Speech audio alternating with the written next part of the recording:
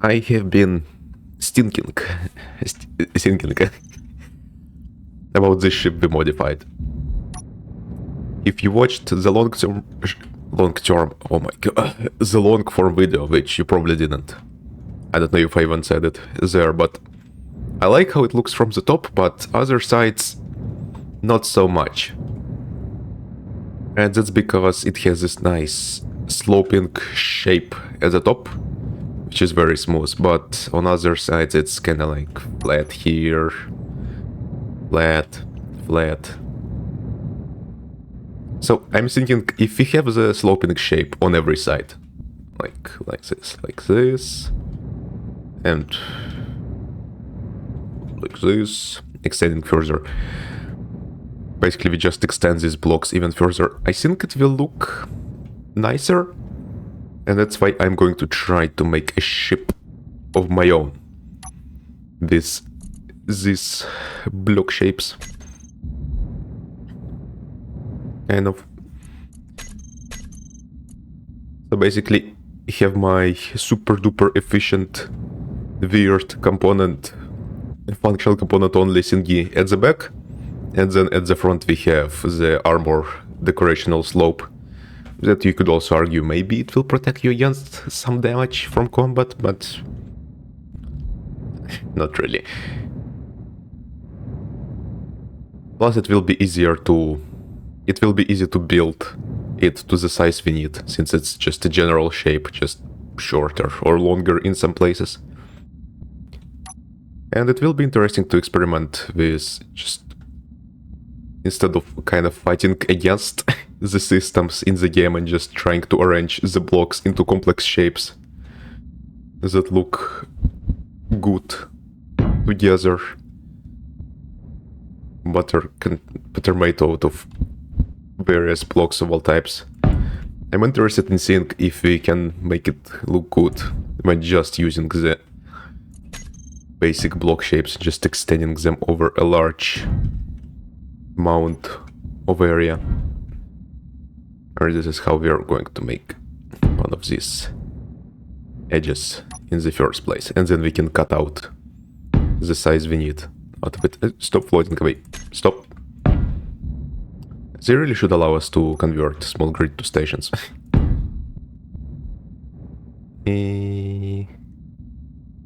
Do I copy here?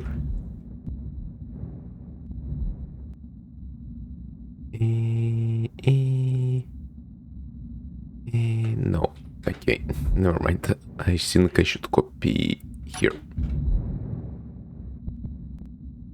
Bam.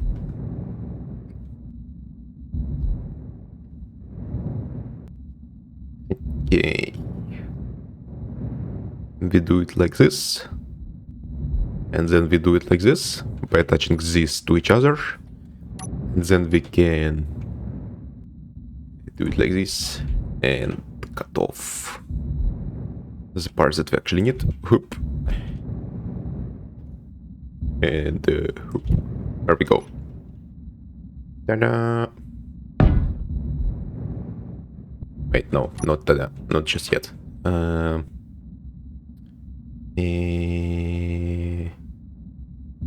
We do this. There we go. Now we go. Now we got what we need. Ta-da! Let's see if we attach them. Stop. Stop. Halt. Let's see if we attach them directly to each other, which is something we won't do. We will have a space of just a slope between them, but I want to see how they will look attached directly to each other, just for comparison.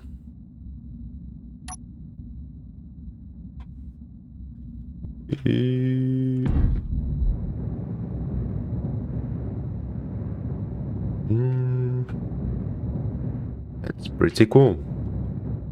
Yeah, the sharp edges are not doing it any help, in my opinion, but that's my opinion. Opinion. That is my opinion. So let's say we go like 5 blocks on this axis, and we go 1 block here.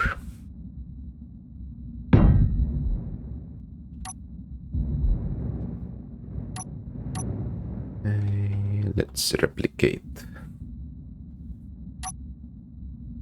Okay, there we go.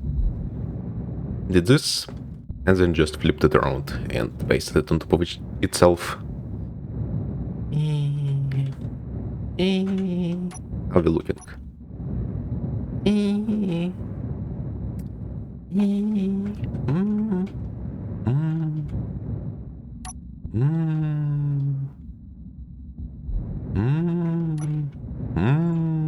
Why am I doing this? I need to stop. Let's cut off part with. There we go.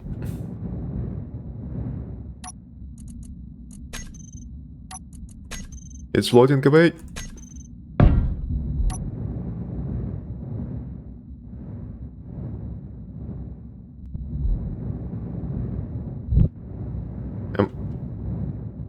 And whoop. I'm cutting the wrong part. There.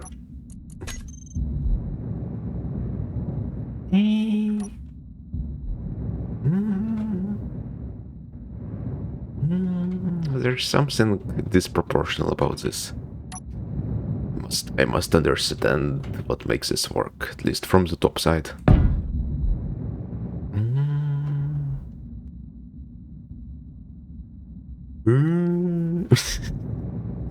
I should stop.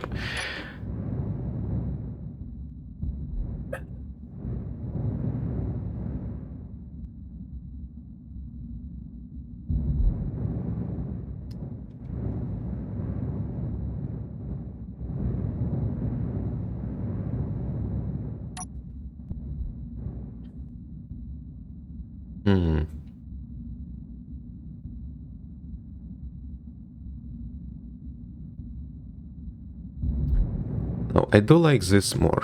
I guess it's just because it's only the front. Like if we cut off...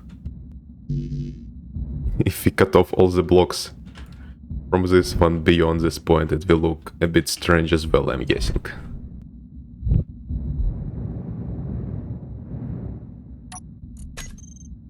Yeah, just the front on this end also does look pretty silly. So we need to further extend it into a fuller shape. Again, I'm not actually going to build the ship into this, I'm just seeing how the shape looks by itself. Stop. Stop.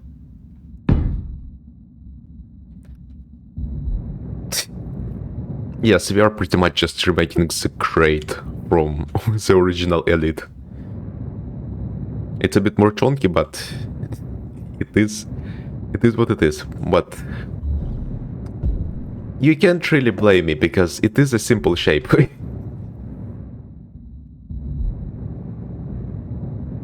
But yeah, look at this. It's starting to look pretty good actually. Like again, it needs some actually detailed functional components, like in the hole over here. It's not all going to be an armor shell. But I made it look like closer to a ship.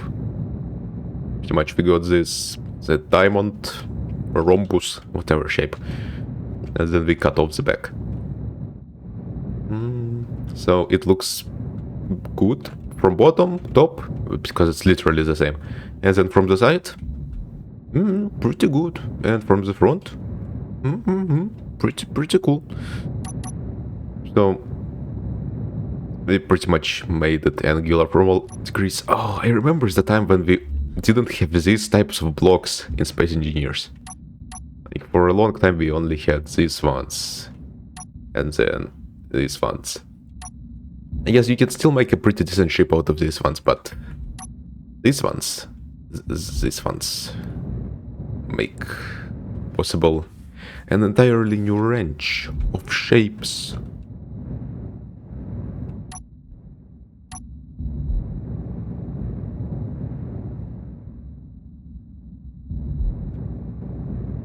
Yup. You know, actually, I'm going to get sidetracked.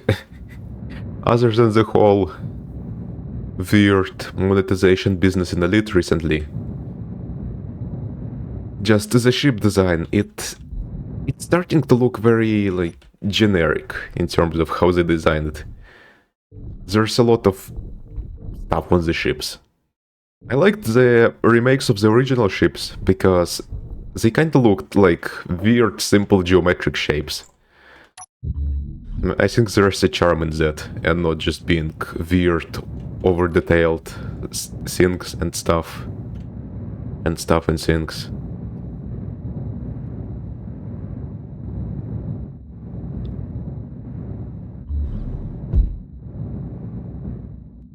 I think. Trying out a very simple core for the ship. I decided to have an equal amount of thrust upwards and forward, but very little thrust in all other directions.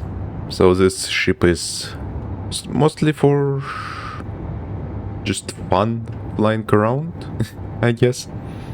The good combo of ion and atmospheric thrust is for small thrusters, small grid large thrusters. One atmospheric and 4 ions. That way they seem to have a similar amount of thrust in all atmospheric conditions, because atmospheric thrusters shut down at 30% air density, 100 at 100, ions 20% at 100 air density, 100 in vacuum. So with 576 kilonewtons by the large thruster and around 170 by 4, 34, 68, 60, 680. So 20% of that, like 14. So we get around like 70, rounding up, 700 kilonewtons from that combination in any atmospheric density. It's crazy how much power the ion thrusters consume. Like, it's almost 4 times more per amount of thrust produced compared to atmospheric thrusters. But they are actually not, in terms of mass, they are very similar per amount of thrust produced. So, having more ions than atmospheric thrusters doesn't increase the mass that much. Now, you can accelerate quickly with this combination, but then maneuvering is... yeah, it's very annoying. You don't accelerate upwards as quickly, and then you need to kinda combine the thrust. So... I wonder, maybe it would be more fun to fly if we just have all the thrust pointing upwards, like we did on that modification of the ship before that. You know, let's try that out. Just quickly slap stuff together, very quickly. Just attach this here. This here. Alright, we don't have the thrusters on it. Align. Yep, there we go. Just one ion forward thruster. This is mostly for just, you know, maneuver stuff. Stopping from 1 meter per second to 0 meters per second when parking. Not actually something you would use. Fly around.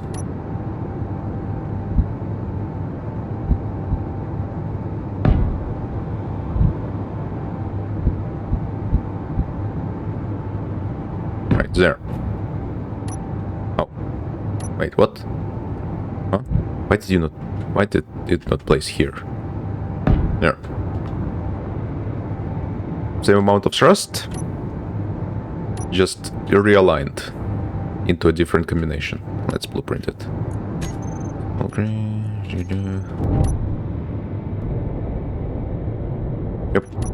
Alright, so we accelerate really slowly, but if we accelerate initially, then we can coast Just holding forward without consuming much fuel, and then when we maneuver... Yes, this is much more fun actually. It's more efficient, and it's more fun. Because you can actually pull some decent maneuvers with this. So, you see, this is why you want to have only one thrust direction, it being upwards.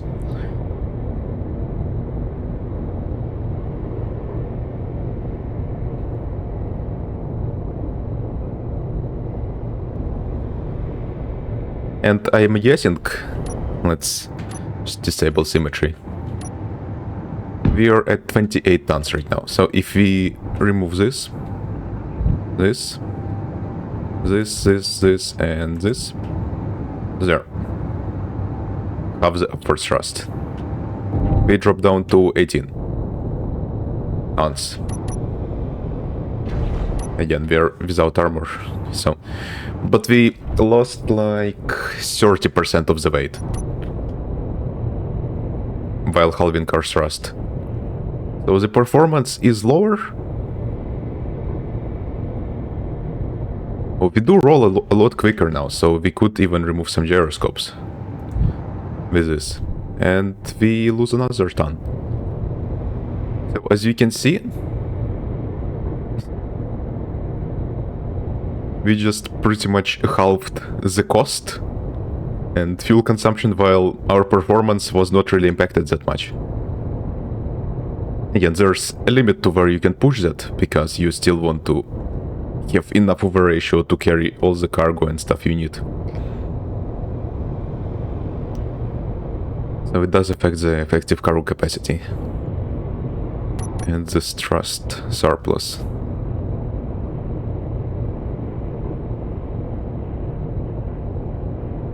But if you're just flying around without any cargo, then it makes sense to optimize it. Like this. Again, let's check actually the small thrusters.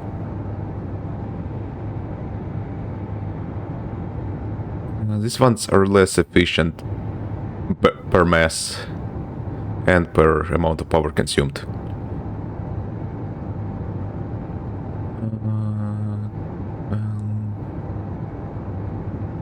These ones are similar, but still a bit less efficient. But per mass, they are very inefficient. Small ion thrusters, so...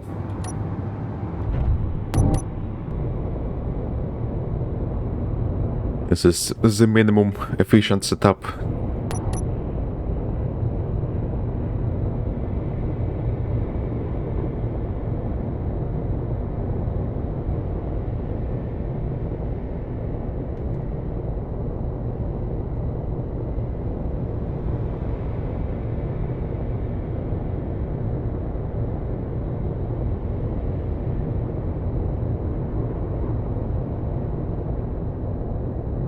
Yorp.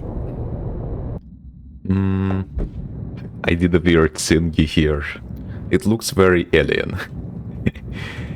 Very bizarre, but let's see.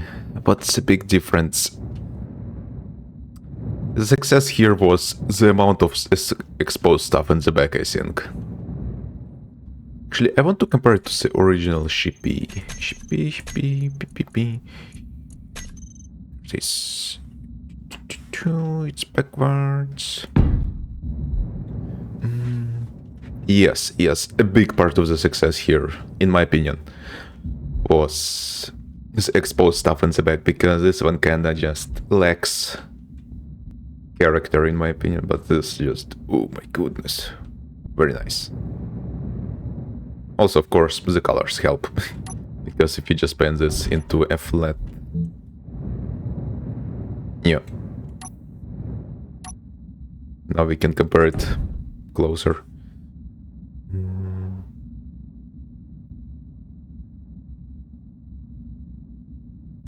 Why is it floating? Hello?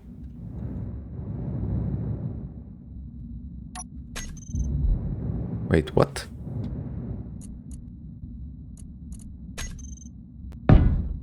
Yeah, wrong ship. Oops.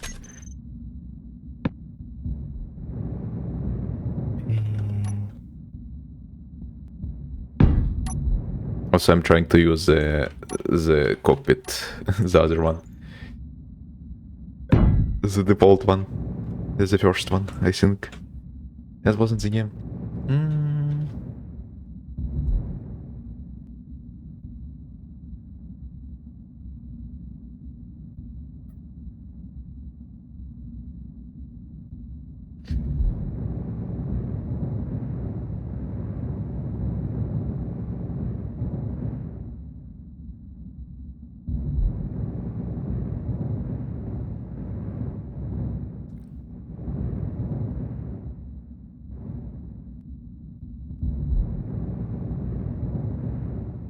Yeah, there's not enough exposed stuff. I think that's the main issue right now. We need to reformat the shelling. The ship.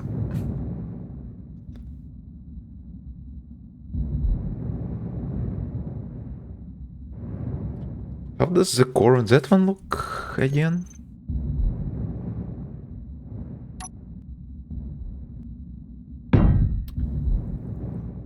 Yeah, right, it's a different shape. You want to have it, need to have a fat.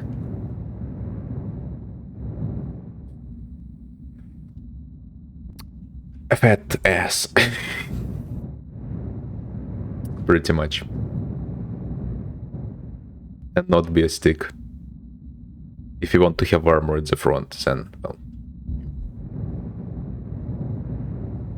I have the armor cut out here, that I mirrored as well. And then if we want to keep raising the armor into a diamond shape all the way, then we need to have the functional stuff be kinda like that as well. So we need to majorly reshape this core structure in the first place.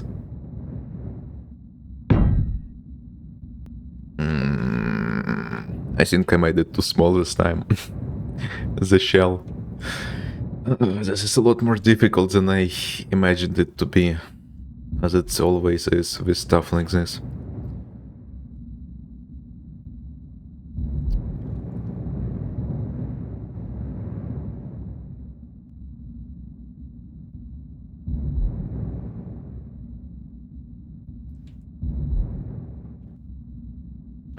Beating a specific shape around an already built up group of blocks.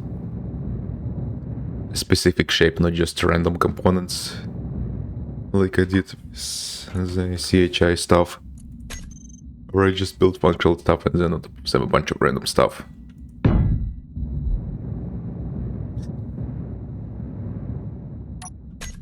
A specific shape, a lot more difficult. You can build stuff into it, I guess.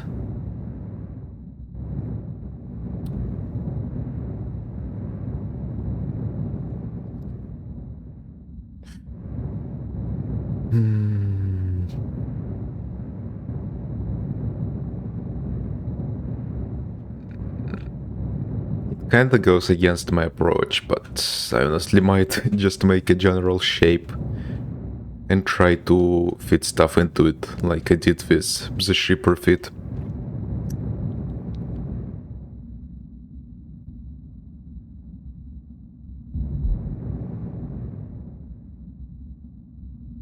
Guess I should make a general shape, just to see the proportions and what I want to achieve. In the perfect conditions, anyway.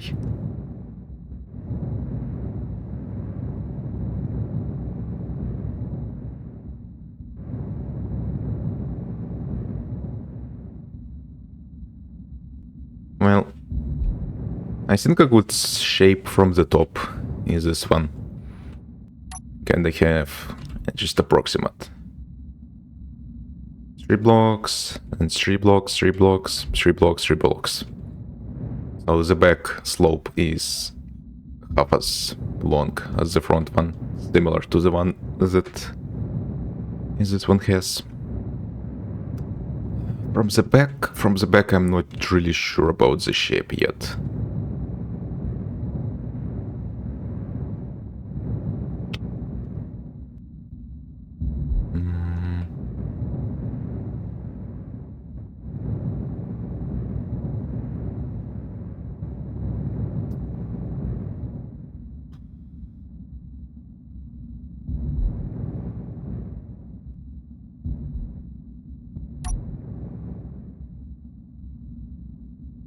If the slope here is not as big, then it's going to be much shorter here as well, right? That's how geometry works. Yeah.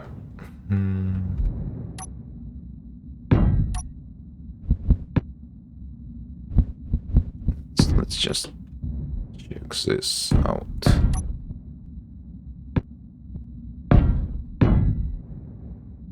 Let's see.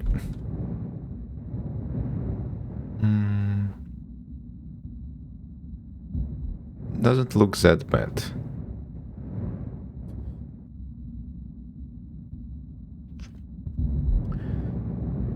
Oh, it's hard to work in 3 dimensions. Dimensions, it's so much easier.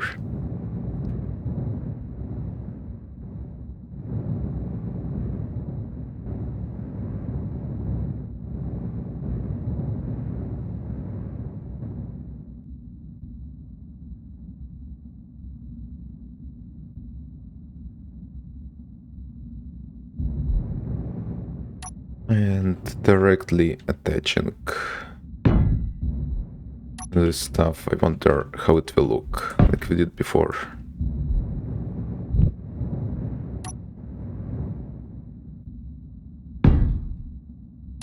Bam, bam.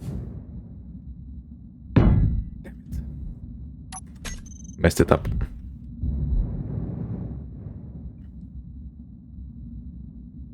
Stop floating away. Oh my god. There.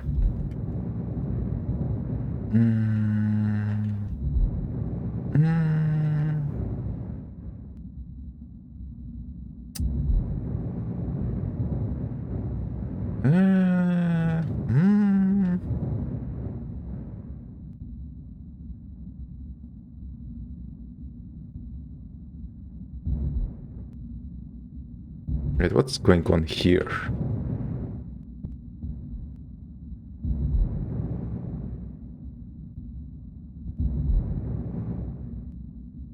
Oh, yeah, we didn't.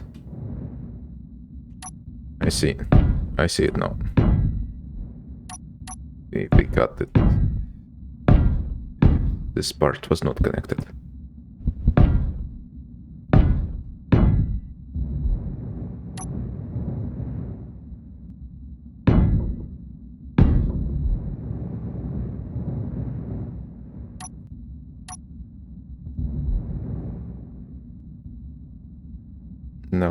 No, it doesn't look right.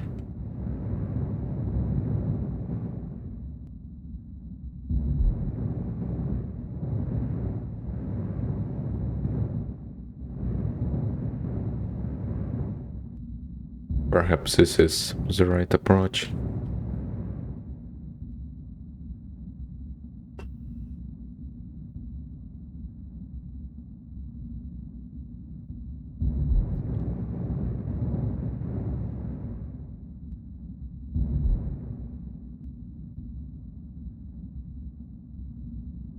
I'm leaving this in because you can't really understand just how slow this is. For me at least, because I really don't do this stuff usually. Usually it's just slapping together functional components in various combinations. Just precise geometric building. I have not done that before. It's been a few days of me on and off experimenting with stuff. I decided we want to go with just making a shape first and then filling in the components, because that's what everyone else does, and also it's not efficient, it's boring. Then I tried more shaping, maybe adding armor panels, maybe adding rebar, like I did in some of my other ships. And a similar look to the funky space crustacean, just simpler. Now, I think what I settled on right now is that the slopes are just way too sharp to use them. So I think we'll just... Also, they add a lot of mass, having all of those blocks. I think we'll go with something similar to what one of the big creators, Major John, does. In terms of in terms of the ship design, where we just have a flat slab of blocks shaped like that. Other people do it too, it's a pretty popular approach. But we'll do it in our way. We'll first make a functional core and then we surround it with blocks, because how Major John does it is... Well, here's a video from him on how he does it. As you can see, he starts with just the shape and then he slowly fills in the components. And that is not very efficient if you want functionality. If you want a specific look, yes, that's how you do it, but I don't think a specific look matters that much. Also, the ship took months to build, still has the jagged edge on the roof. Yeah, I bet you could have figured out something else to do here instead of just doing this. And breaks the smoothness. Maybe it's intentional, I haven't watched the video fully. Also, again, the amount of thrust on this thing is pathetic. It is not fun to fly. Let's go into here. Okay, the rotation is pretty good, but like, look at the amount of thrust. Oh, you just slowly accelerate and then you turn and then you continue drifting off in that direction. It just maneuvers so slowly. It does not feel like a 370 ton ship. It feels like it's like multiple kilotons. Like it barely has enough thrust to fly in atmospheric in 1G gravity.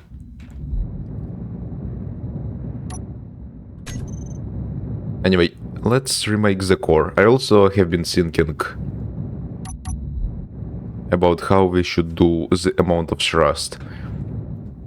We could either have similar amounts of thrust on ion and atmospheric ones, or we could use both of them to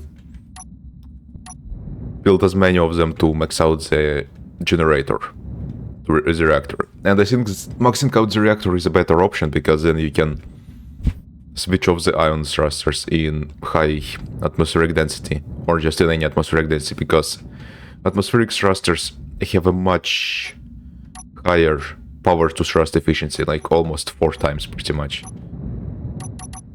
So if you don't need to use ion thrusters, then you might as well not use them. Just more efficient that way. And you want more thrust in atmospheric, because if you're just judging by vanilla planets, all high gravity planets have an atmosphere, and the only planet that doesn't have an atmosphere is Moon, right? All other small, like Titan, Europa, they have atmospheres, from if I remember correctly. So we just max out the reactor pretty much.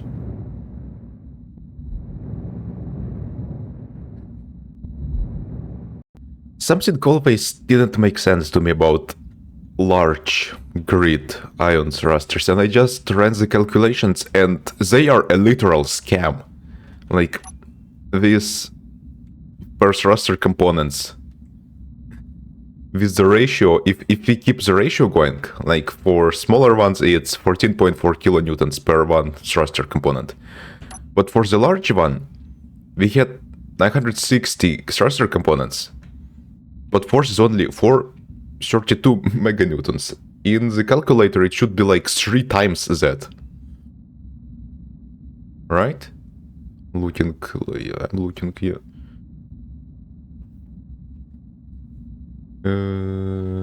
Yeah, this doesn't make sense. Okay, let me divide this. Or 3, 2.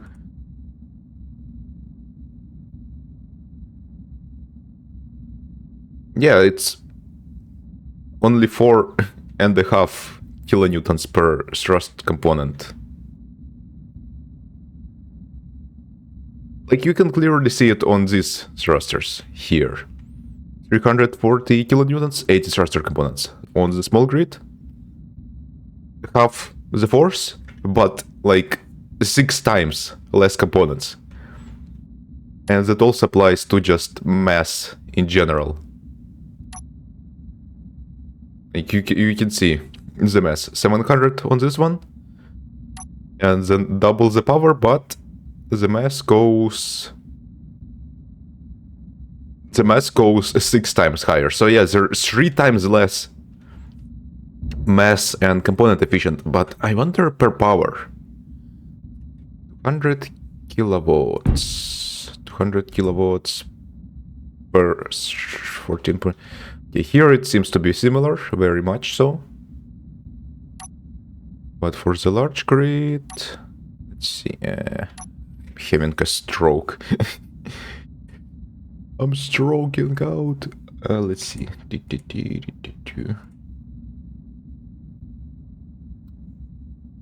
How do I divide this?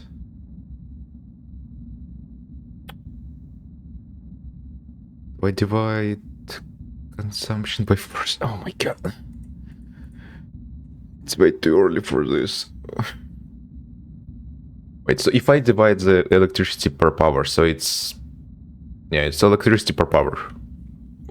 What do we need? Do we need electricity per power? Or do we need power per electricity? Why am I doing this on camera? Okay, yeah, we need thrust per power, so we divide force by consumption, and this, I converted it. Let's me drag out the calculator.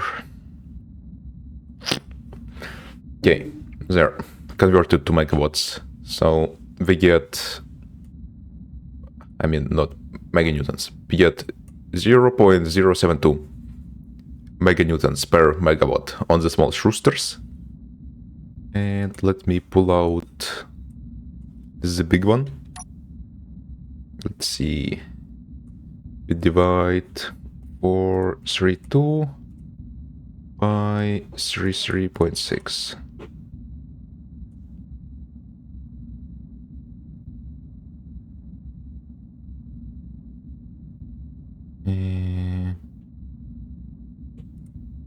Am I doing this correctly? 432 by...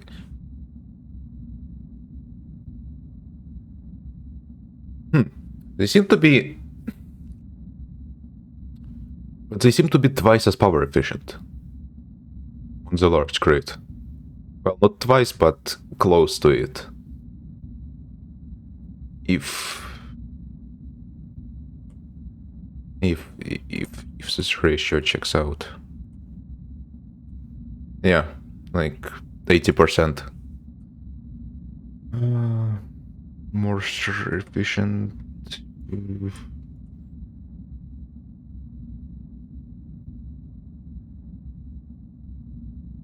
Right, let me do another calculation just to check my results. We'll divide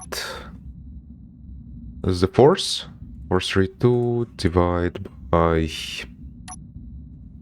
0.1728. Okay, so 25. Oh, it's actually exactly 25 more powerful here. And then we'll multiply the electricity consumption on the small thruster by 25 to see. Yeah, it says it would consume 60 megawatts, but this one consumes only 33.6. Okay, so the mass does check out. These ones are... The large grid thrusters are less component and mass efficient. Well, component and mass kinda check out because mass is calculated from the components directly. Fun fact. I think it's pretty cool aspect. They are more power efficient on the large grid. I wonder what's the calculation for the small thrusters, also hydrogen thrusters. It's very weird that small and large grids have completely different ratios of power and mass per amount of thrust.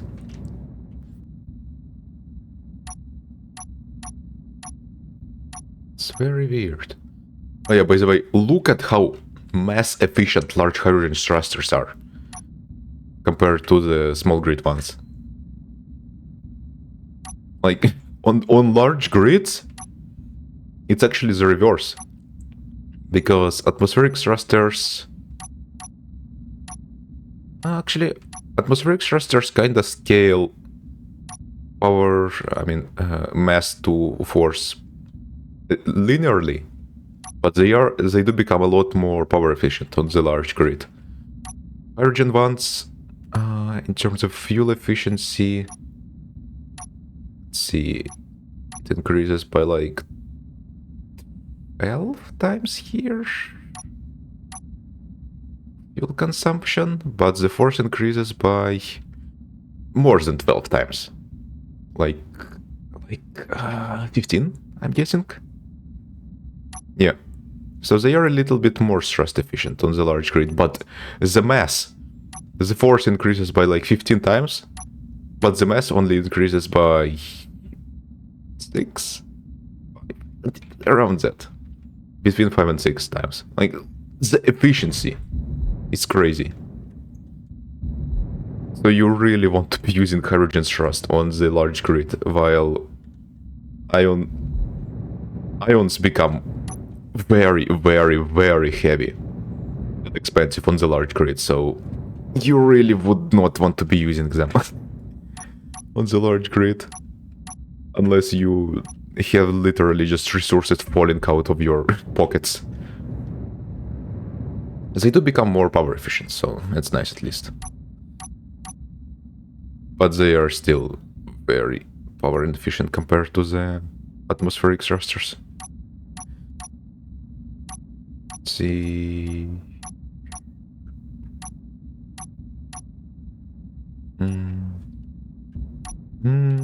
What did I want to check also? Oh, right, Prototech. Prototech,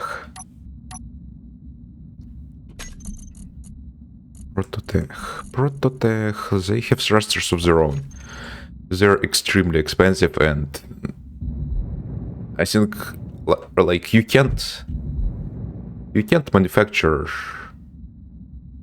the Prototech components just out of nothing. You need to loot Prototech parts, and then you can only just put them back into Prototech scrap and back. I haven't actually went into that in survival, so I am not really sure, but I checked the...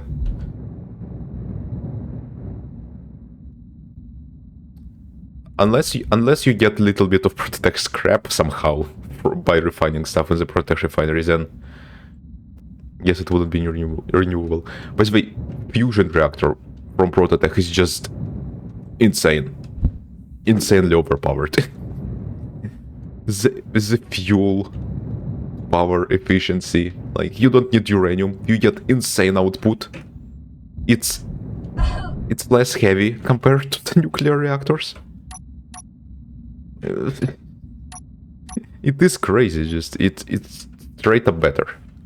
Well, that's the case for all Prototech stuff pretty much, but yes, it's balanced out by them being harder to get.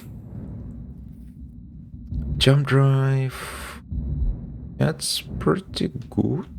Jump drive pretty good, but not really super necessary. Thrusters, okay, they have 30% thrust and 100% air density compared to 20 on ion ones. It's the 14, 67. Would be nice if build-info displayed efficiency ratios, so I wouldn't need to calculate them myself.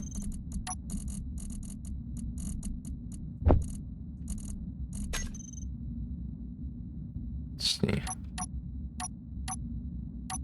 Okay, yeah, we doubled the power consumption. The mass drops a little bit compared to ion thrusters.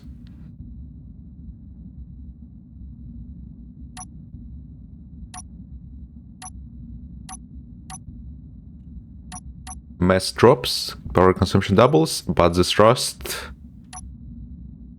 triples and a little bit.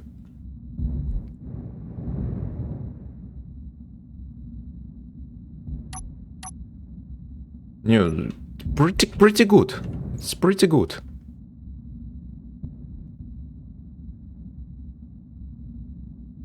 Power consumption double.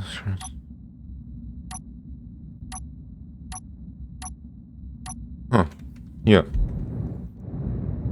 This is quite nice. You could actually make a ship that uses only these ones and still fly in atmosphere. Somewhat decently. You would still want some atmospheric thrust probably to balance it out. And to take off quicker, but it makes them a lot more versatile. Oh my god, look at this thrust range. Thrust damage range. You know, like it's double the ion thrusters. It's a giant. 8.5 blocks. God, that's a lot. Thrust. Beaming out of there. But still, it's not super duper amazing. Hydrogen thrusters still beat it in mass efficiency.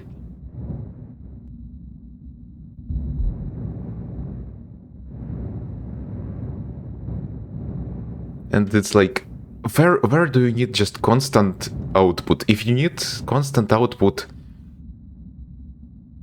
a lot of thrust, like combat ships, but this is too expensive to use in combat ships for constant dodging. Like, you wouldn't want to use Prototech stuff with combat ships, since it would just get shredded all the time.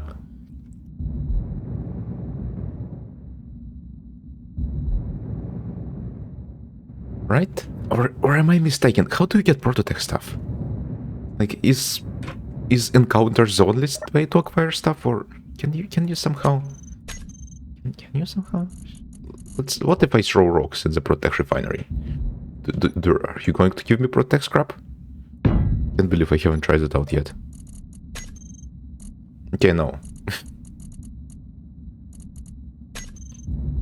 Perhaps. Is there Prototech ore? Prototech scrap. Neuron.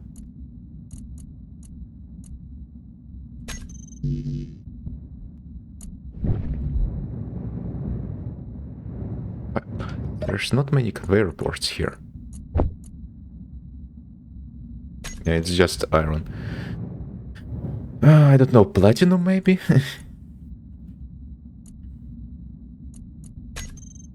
I should just be spawning into targeted container instead of doing this. No. And their assembler... The batteries, just why even bother? Gyroscope is pretty nice, but... Refinery also pretty nice, but you can get similar results with normal ones. The drills seem to be very useful. Yeah, Protech assembler. Capacitor circuitry machinery panel. Prototech scrap.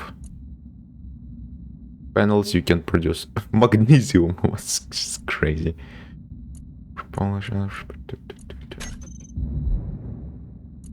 Let's check proto.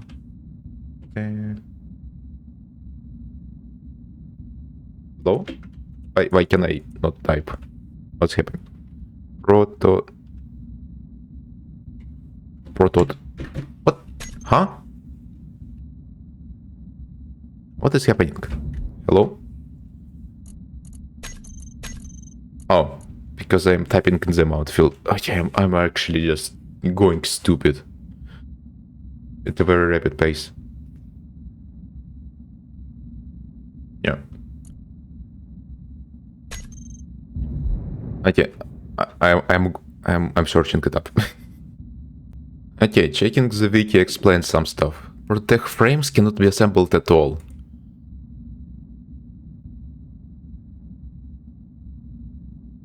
Finding club. Okay, so yeah, you can't mass produce Prototech stuff. You need to just loot global encounters to even start building these blocks. They are not a viable building block if you want to have heavy industry. I honestly respect the developers for creating overpowered blocks but making them extremely hard to get. Kind of balances out very well. It's a unique solution, I think. The drills. Oh, the drills are very nice. I wonder I wonder if it's actually true that they extract higher efficiency of ores. Just more ores per unit. It's not the first time the descriptions lied. Like, for example, the ion thruster descriptions are just straight up misinformation. Where are you?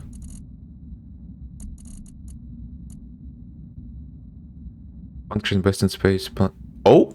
Oh crap, they fixed it. Never mind. I remember for a long time it being just that they function best in zero gravity, but they changed it to actually reflect objective reality. Have diminished output in planetary atmosphere. Okay, they fixed it. They fixed the description. So, well, then I will have to believe that the drill does in fact extract more ore per ore.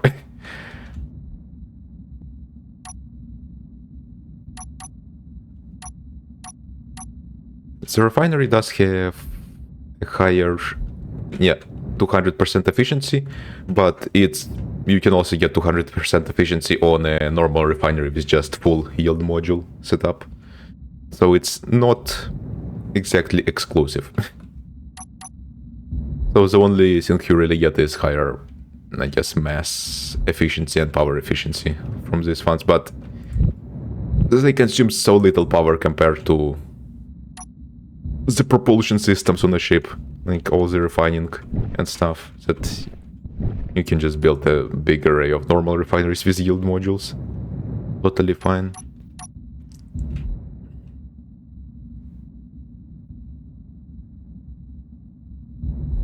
Yes, the fusion reactor is... and drills are the biggest useful things out of them all. Gyroscope, pretty nice, but you would need a lot of gyroscopes for a ship.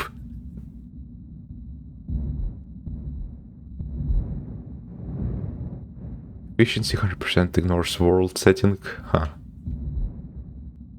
For the assembler.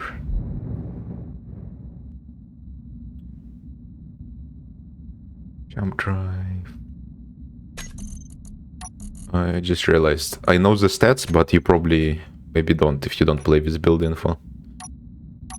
Okay, yeah. Jump drives charge a bit quicker, more efficient per power, but it's not super critical. Normal jump drives are enough. Plenty.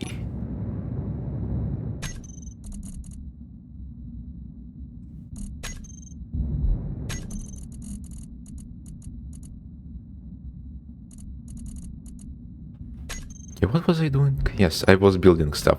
Then I started testing thruster efficiencies.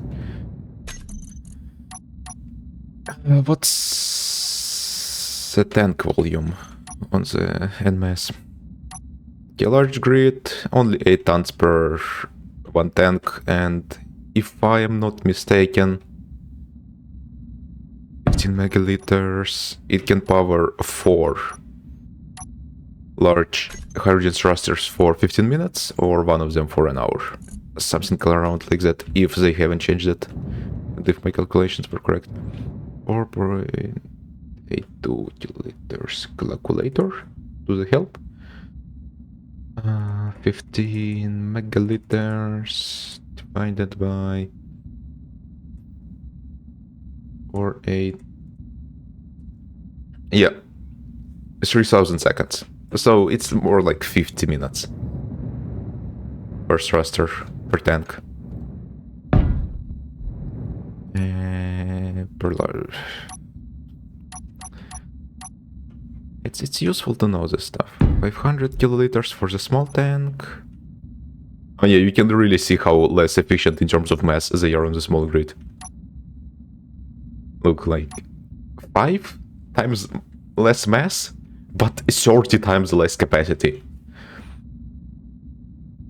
So, in terms of mass, ions and spherics are very good on small grids, especially ions. But hydrogen, while still being good, is much better on large grids than on small ones.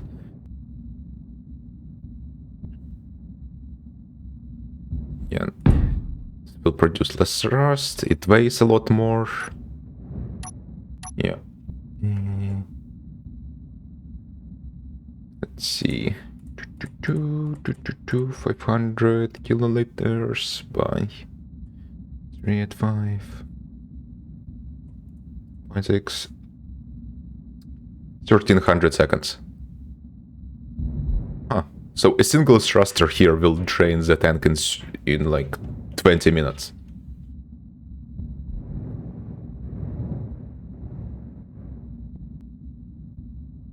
So this drains it in like 10 minutes. And this would drain it at like 12 minutes here. There, this will drain it in 10 minutes as well.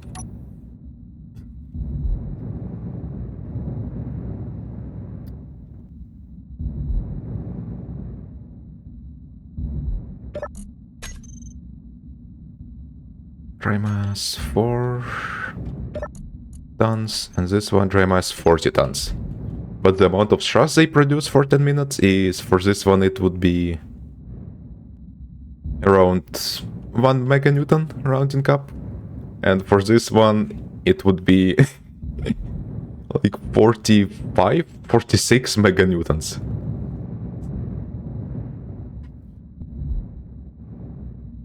One second. I need to sneeze. Oh, never mind. God damn it. Oh, it's really painful when you want to sneeze, but then you... Oh, when you don't.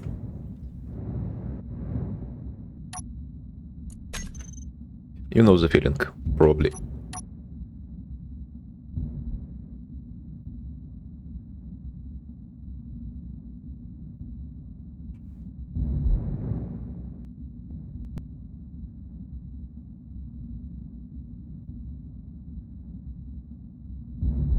Yeah, they're a lot more mass efficient, and therefore component efficient on the large grid.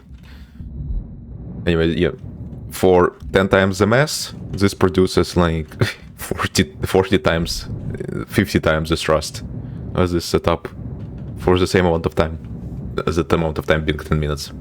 And this one is just slightly fuel efficient, like 10 or 20%, I remember correctly, from what we calculated a few minutes ago.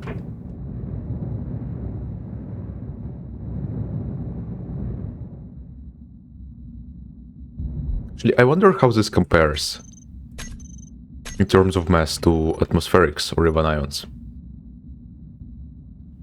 If you want to generate 1 meganewton of thrust on ion thrusters,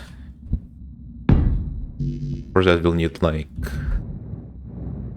around 6 of them, something like that.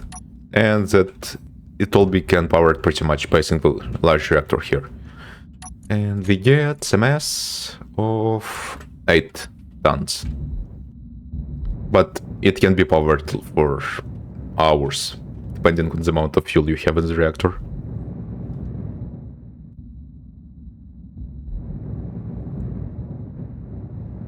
Now let's see what it would take to produce comparative thrust on the large grid. We would need 10. I'm guessing 10 large ion thrusters, right? 72 by 5. Oh wait, I'm stupid. It's 7 by 5 is not 45, it's 9 by 5. It's 35, 36. Okay, so like 30 times. Yes, it's 30 times, something like that more. Okay, no. It's close enough, but it's wrong. So 36. Then for this one, it would need to be like 8. Close enough. And then we can power all of that with a single large reactor as well. And oh yeah, look at that. Instead of just doubling the mass goes 10 times up. You can really see just why ion atmospheric hybrids on the small grid are so much easier to make than on the large one. They are way too heavy. What's the large one? And that mass comes from expensive thruster components which take lots of platinum to produce, which is very slow to refine. I feel like I'm repeating the same point at this point. Kinda pointless. It's the atmospheric comparison. We max out a single reactor with 6 thrusters again. From that we get 6 by 6, like 3.5 meganewtons of thrust.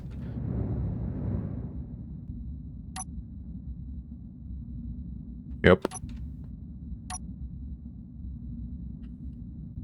And here we max out the reactor. Yet. Actually, how many can we get? Calculator to help. 300 by 16.8. 17.8. Okay. So 17.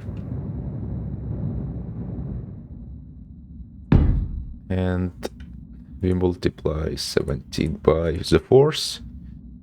648. 110 meganewtons. Upward thrust. Or any thrust. 110 meganewtons per 600 tons, and here we have 3 and a bit meganewtons per 20. This doesn't really say much to us. we need to divide stuff.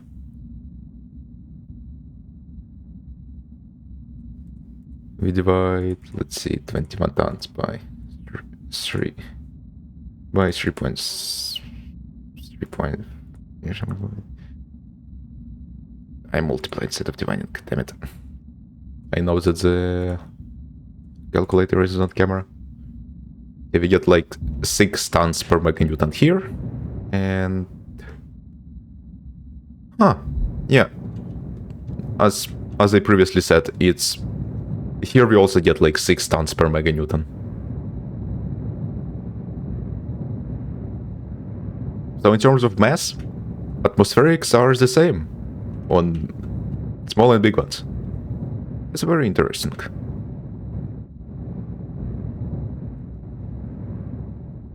So for smaller grids, a very good combination would be atmospheric ion hybrids, because ions are cheaper. They do consume more power per thrust, but they weigh a lot less.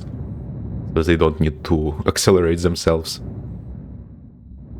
It kind of slightly adds a little bit more to the balance.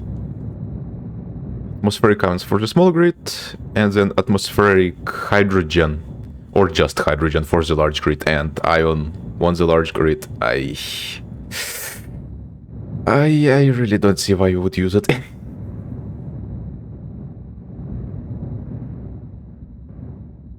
Yeah, like if you add enough tanks to also get like even 30 minutes fuel performance out of this one, 40 minutes. It becomes similar to ions, it's a hydrogen. On the small grid, but on the large one, if you want to get similar performance, so for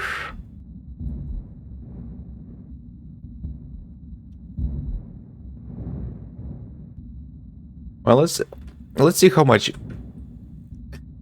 time this can perform if we add the hydrogen tanks to match this. We can add like 50 more, and by adding 50 more tanks we get like, yeah, now it's similar mass. With this we get like 8 or something hours, 9, something like that, of flight on this. It does get a lot bigger, and you need a lot of fuel for this, so I guess you could use ions if you want fuel efficiency.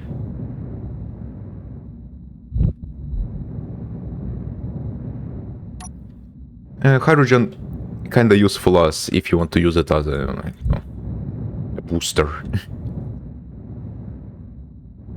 But then, like, if you need if you need thrust for small maneuvers, then you might as well keep using hydrogen because you wouldn't need a lot of fuel to use it as maneuver thrusters. So it's like maybe I'm making a logical mistake somewhere, and I will I will change how we use this stuff later. But for now, this is the conclusion. Okay, I found the logic hole. I forgot to consider that hydrogen thrusters also work in literally any atmospheric density at their highest output. So if you want this thingy to be working in atmosphere at its like 1 meganewton, then we add a little bit more mass. Europe. And now it becomes 3.5 times heavier than this setup. And for that, we can add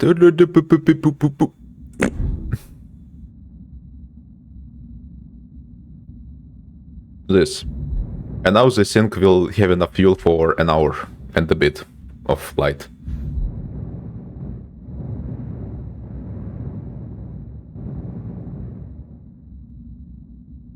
So it does become a lot bigger.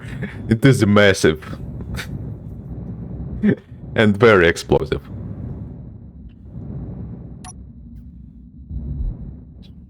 Yeah, I didn't realize just how big the tanks and stuff on small grid comparatively are. But I mean, the tank is 5x5, which is 1x1 block on the large grid, so 3x3x3, 27. I mean, it kinda scales that this one has 30 times less volume because it kinda takes up 27 times less volume. So it is very similar. Now what doesn't scale is the mass. The mass of it just does not scale compared to the large grid. It is very, very heavy comparatively.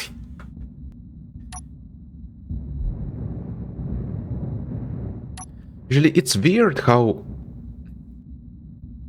max cargo mass 180 kilograms, like the hydrogen in the tanks weighs nothing. You can put 15 megaliters in here of it.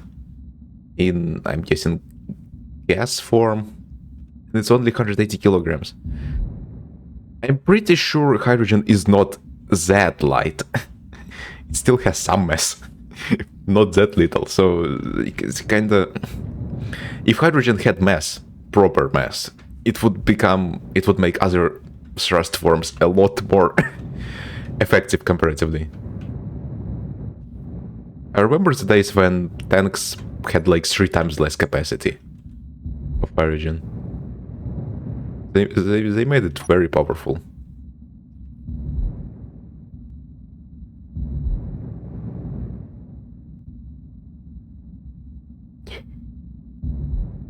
They need to add mass, proper mass to hydrogen tanks.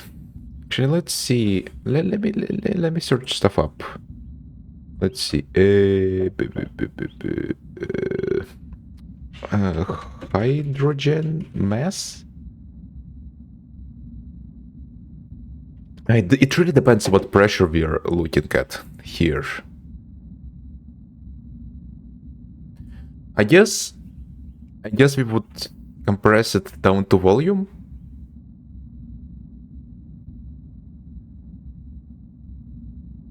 Yeah, it just has capacity 15 megaliters, but how big is the tank? Let's just take best case scenario and just have a cube of, what is it, 7.5 by 7.5 by 7.5 meters.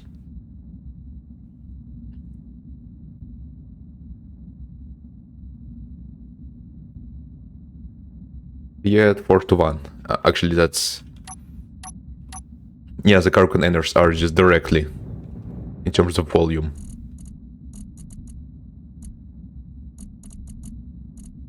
Directly, just cube. 4:1,875. 4:1,875.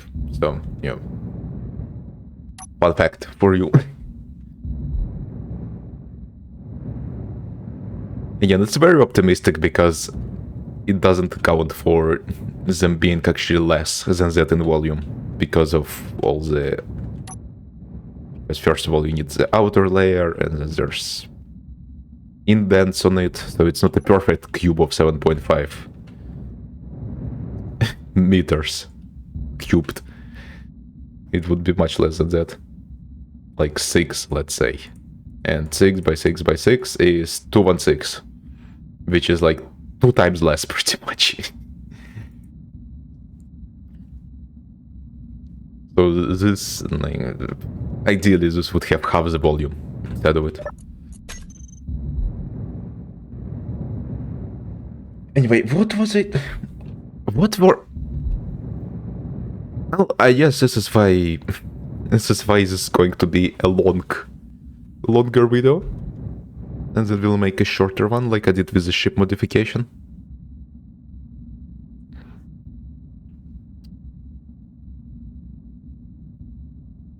Anyway, let's see, density, hydrogen, Wikipedia. Oh, I actually need to donate to Wikipedia again. I donated like $10 to it a year ago, and they are now asking me to donate some more.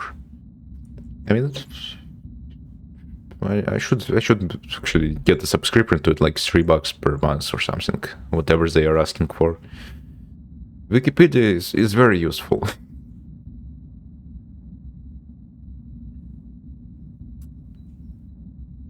Okay.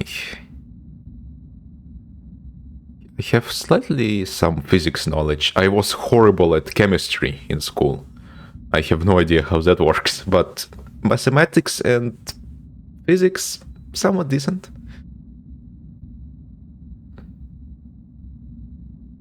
Anyway, we have our volume.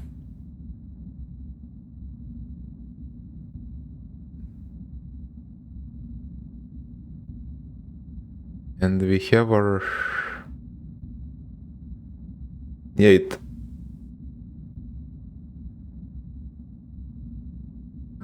right. That's what... I remembered what we want to do.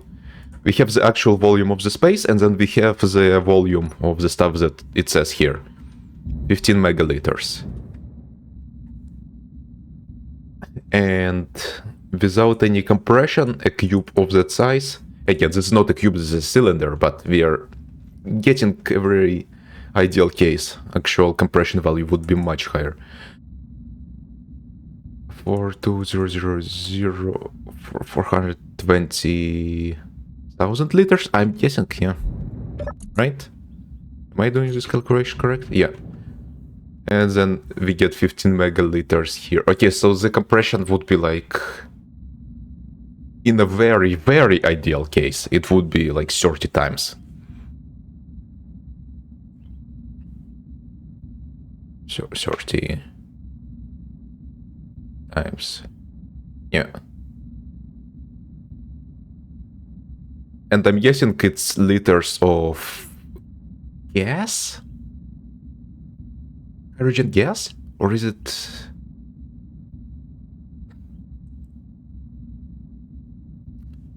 How much can you compress liquid hydrogen? Because from what I know, I'm pretty sure water is very much not compressible, but it does...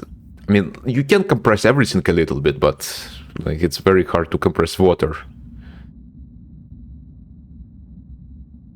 But once hydrogen is in a liquid form, can you compress it further? Actually, maybe that applies to all liquids. Liquid.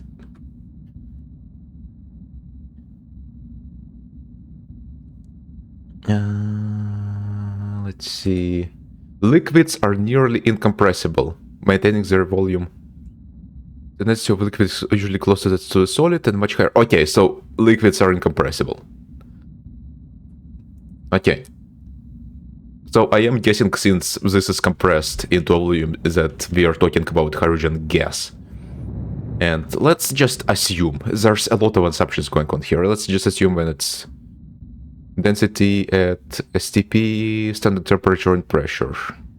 What is standard temperature and pressure?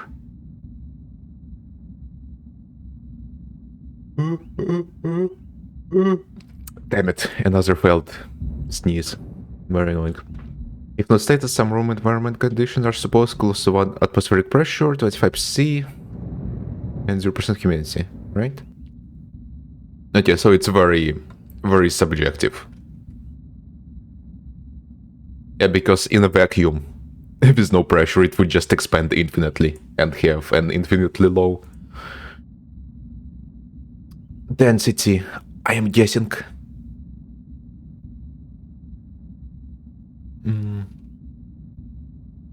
Okay. Okay, so we don't even need to know the compression value here. We just let's multiply. Let's just multiply the 0.08988, so it's more like 0.09 grams per liter. Grams per liter. Oh wow.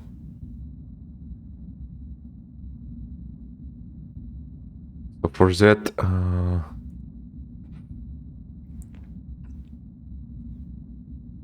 zero. And might as well put in the whole number just in case. Right?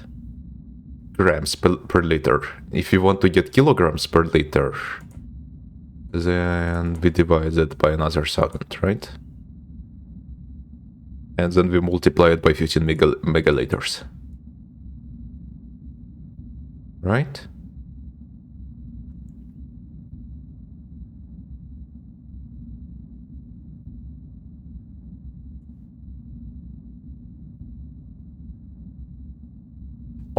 Only 1 ton. And a bit.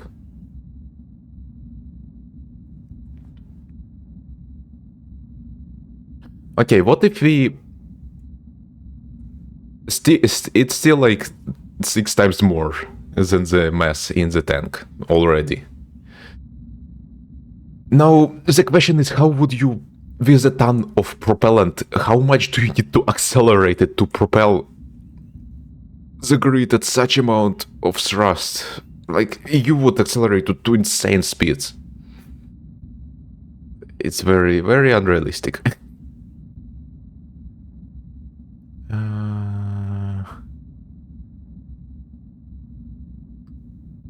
Okay, let's see. When liquid at MP, what is MP? Melting point. When liquid at boiling point. Okay, it's very similar in both cases. 0.07 grams per centimeter cubed. Well, that's not very helpful. Why is one of them grams per liter, another one is centimeter cubed?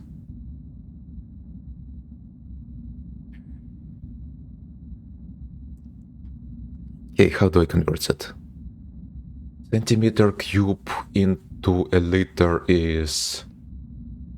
1 liter is 10 centimeters cubed, I think. So centimeter cubed 10... Okay. Wait, is the gram per centimeter cube literally the same ratio as kilograms per liter? I think it is, because if we divide it by 1000 to get kilogram per centimeter cubed, and then we multiply it by 10, by 10, and by 10. Well, by 1000 pretty much. Yeah, literally the same. Okay, so now we multiply this per 15 megaliters. And we get... and we get a kiloton of fuel. And let's see if you filled a container in the game with liquid hydrogen. Still 29 tons. Okay, yeah, I don't know what the hell is going on in the game, but they really screwed up when they were making the hydrogen thingy. It makes no sense how there's just no mass to it and how much fuel it has. Just straight up nonsensical.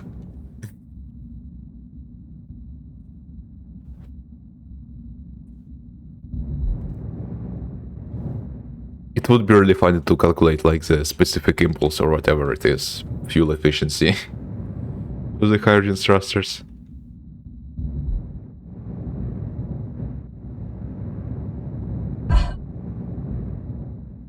How would you calculate force, meganewtons? But yeah, I think I know, right? Force is like just mass per speed, and we have the consumption of liters, and then we can calculate.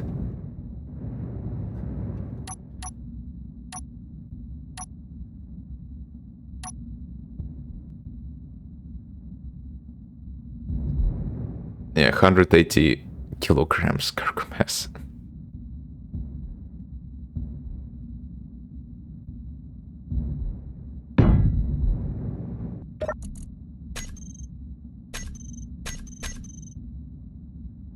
Wait, are you saying...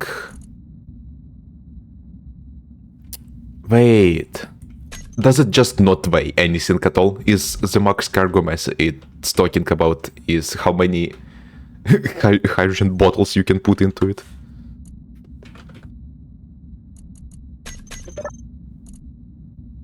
Yes.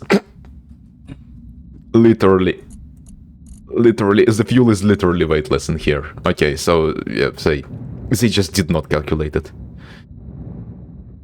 It really makes sense now why hydrogen is so overpowered, because it's like a pocket dimension inside of the hydrogen tank. Just massive amount of fuel stored in there. Just... And I'm guessing it does burn liquid hydrogen, the thrusters. So somehow in this tank they just have with no mass, 30, if not 50 times the realistic volume of liquid hydrogen just sitting there.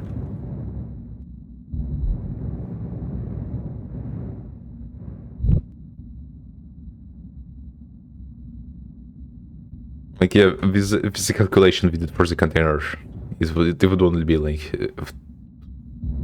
200 kiloliters or similar in one of these tanks. So, like 75 times less, I think, right? The calculation. So let's see how 75 tanks looks. Let's go 25, and then we... Yeah. This is how much liquid hydrogen is stored inside of one of these tanks. If we were playing a more realistic game.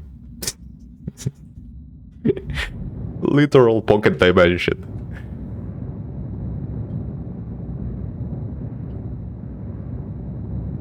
Oh my god.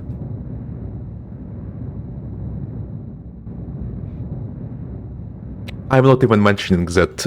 Well, now I am mentioning that ion thrusters don't require actual, like, gas to accelerate. It's literally just power.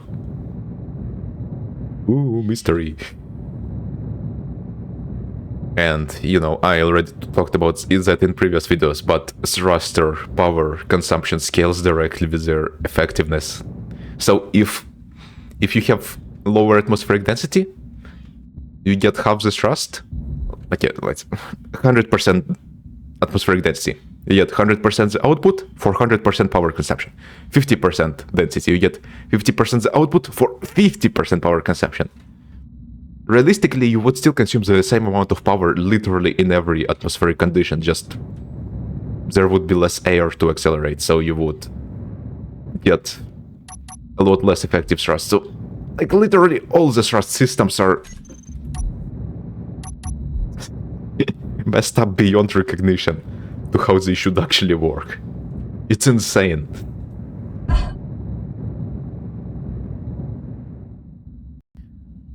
Now, even with realistic amount of fuel, the game still would be playable because you don't need a lot of delta V to go to space, because it's like you just fly for a few minutes at a low speed and bam, you're in space. Because for actual rockets you need to accelerate to like multiple kilometers per second to go to orbit. I don't remember what the orbital velocity is for Earth, but it's like 8 kilometers per second. I mean, it really depends on how high you are. We can actually Google it. Let's see. Delta V, Earth's orbit.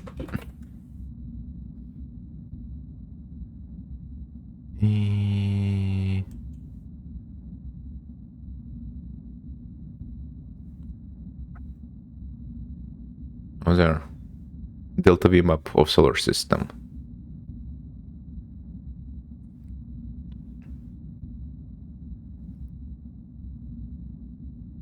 Look at it, yeah. Almost 10 kilometers per second to go to low Earth orbit.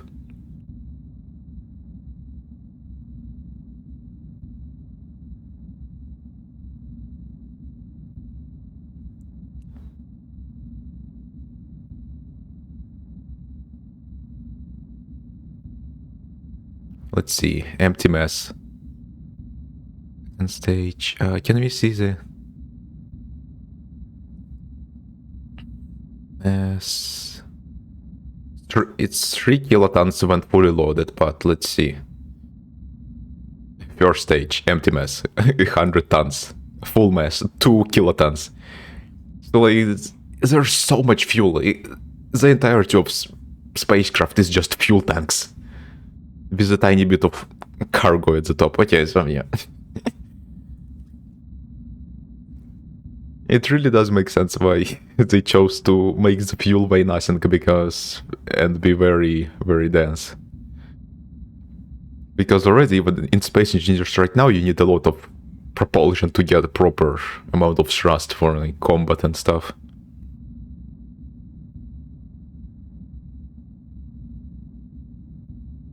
If it was realistic, it would be very funny.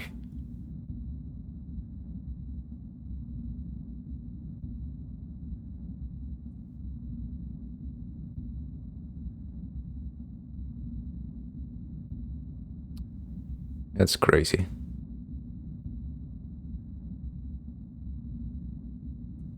This was like 50 years ago.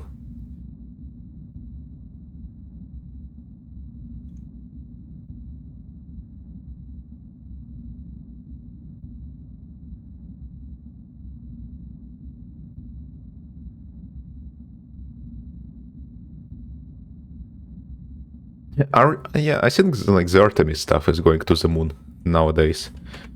Very recent. They want to get a moon base by 2030, right? I mean, that's pretty cool, but I'm not really sure if there's anything for humans to do in space. Like, it's literally just all fancy rocks. We should just launch robots in space.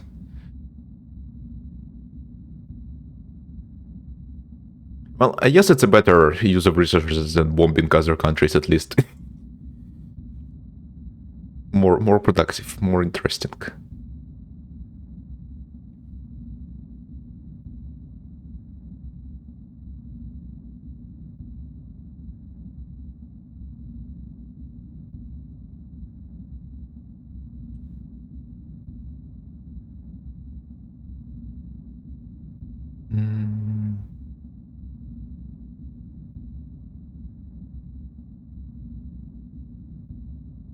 Actually, okay, another sidetrack. Is I haven't seen any news in the Starship development recently. I remember like a few years ago they just kept exploding. Last flight 5 months ago. Okay, so they just stopped testing it pretty much. From what I've heard, it's The plans, completely unrealistic for it. It's extremely stupid.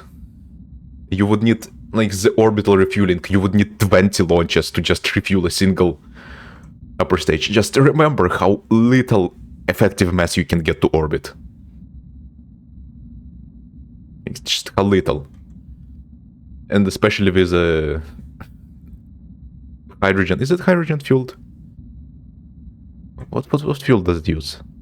No, it's not hydrogen. Yeah, it's something called methane. Yeah, it's not hydrogen. It's just something else. It's more stinky. The real way to get to space effectively and reusably, in my opinion, is a space plane. Let's see. Space plane. Because you can, instead of carrying all the oxidizer on you, you can use the atmosphere for acceleration. And then once you accelerate to very high velocities atmosphere, you go to space.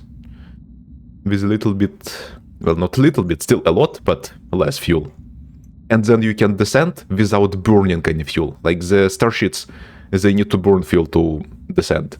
Space planes, they can just glide.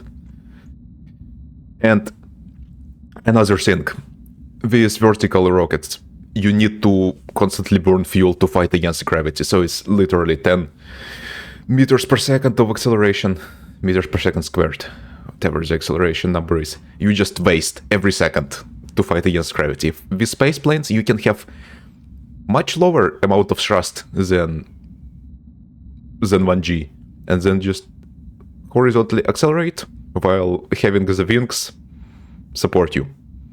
It's much more fuel efficient. And again, no oxidizer. So those two factors combined, you can get to very high speeds in atmosphere without burning any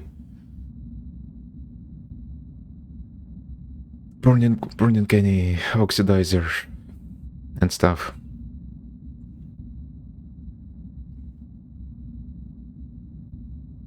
And then descend without any fuel at all. More controllably, I think.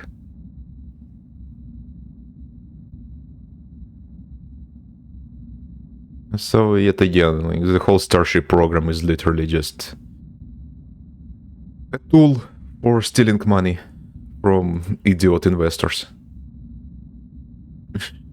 who have absolutely no idea how actual spaceflight works and just how difficult it is.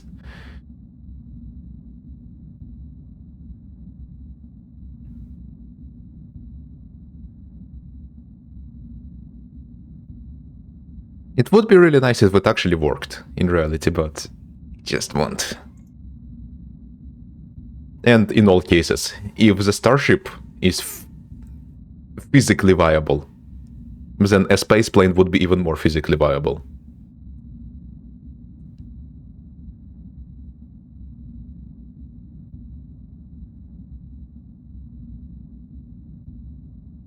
What was that plane concept? I don't know how viable it was. What is Starraker?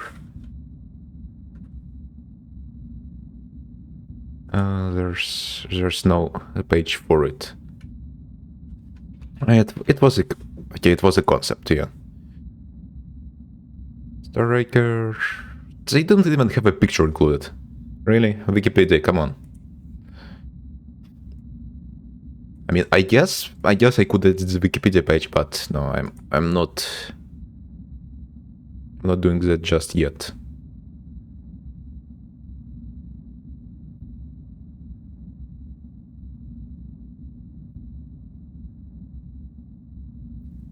Oh, looking at fancy images doesn't really decide how realistic it is, but it would be fancy.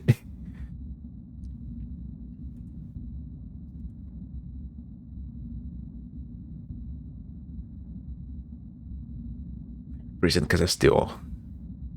Hybrid thrust engines would be nice. The ones that you can use fuel on atmosphere as oxidizer, and then when you run out of atmosphere, you start burning oxidizer together with fuel.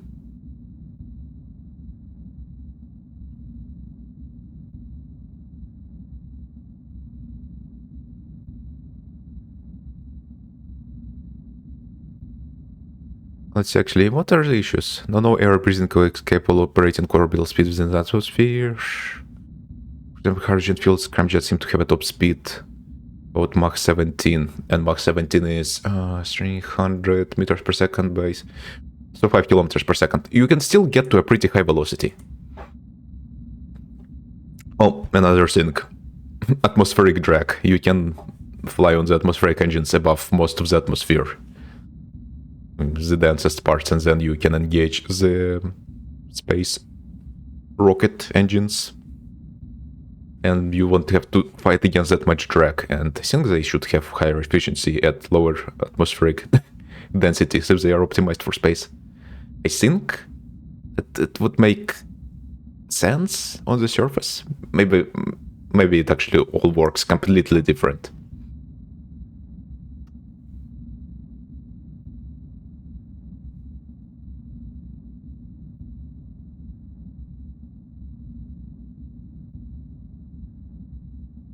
On the other hand, there's like frequent designs such as columns which transition to rocket thrust at rather lower speeds, Mach 5.5, do seem to give on paper at least an improved orbital mass fraction over pure rockets.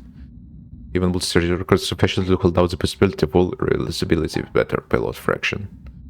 It's important to note the mass fraction in board costs of engineering of a rocket. Mass fraction may have little to do with costs. The cost of fuel are very small compared to cost of engineering as a whole. As a result, cheaper rocket with poor mass fraction may be able to deliver more payload to orbit with a given amount of money than a completely more efficient rocket. That does make sense. It does make sense. It would make sense to just have very simple, redundant industrial process of making fuel and then smashing together cheap fuel tanks out of the insane amount of metal we have on Earth and just yeeting them into space. And even if some of them explode, like, who cares? We shouldn't be sending people to space anyway. We should be sending, like, random drones and probes and stuff than having space planes, because, yeah, the complexity does increase a lot.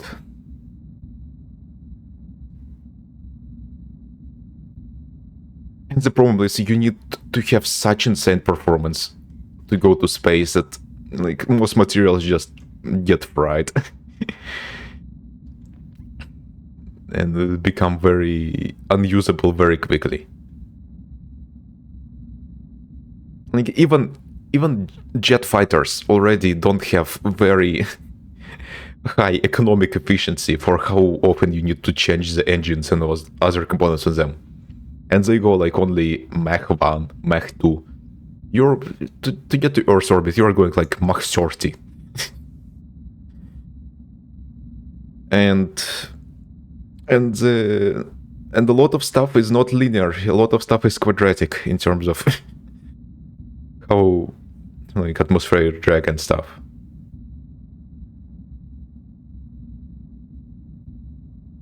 It's just very, very,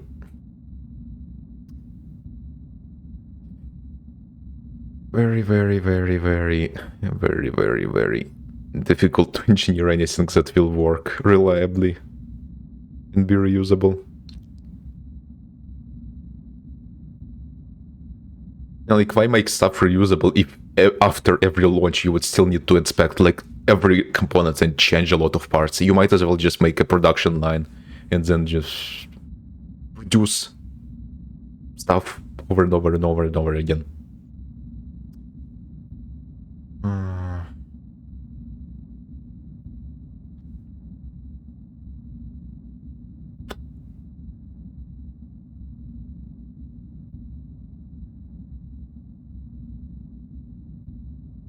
Yeah, I don't know. The more I think about, the more painful spaceflight becomes in reality.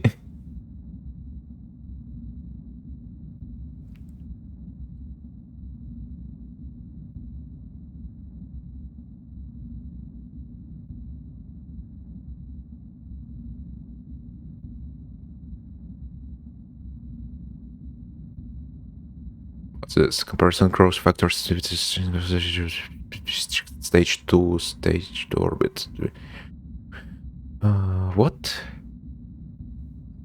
Okay, I think I I think I would need to read explanation for this, and I am not reading all that.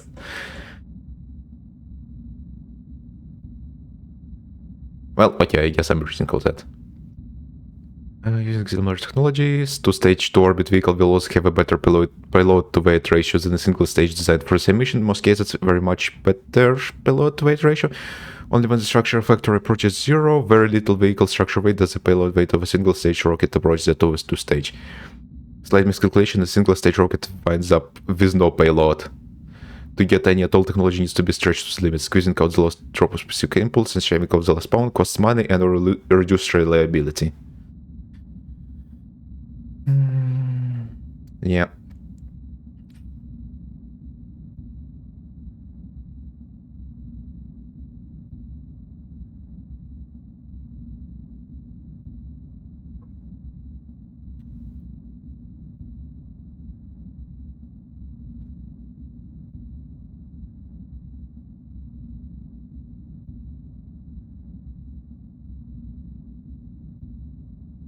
What are these proposed launch assist include? Magnetic rail cannons. Like, something that would be, I think, realistic is having a rail gun on the moon. Because you can just accelerate to orbital velocity on the surface there and just yeet stuff into space. That's one of the uses for the moon. It's actually very useful. It's like asteroid mining, but it's literally a giant rock right outside Earth's orbit.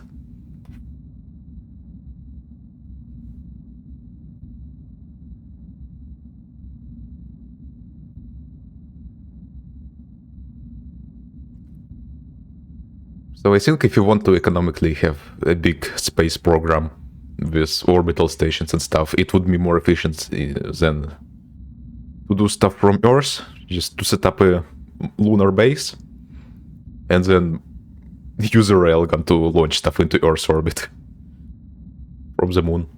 And then you could also launch stuff to like Mars and stuff.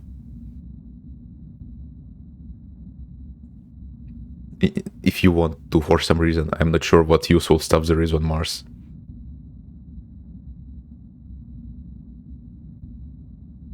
It's all just rocks filled with, I'm guessing, iron. That's why it's so orange. But we also have a lot of iron on Earth, and I bet on the moon. Actually, let's see. Moon. How much resources does it have?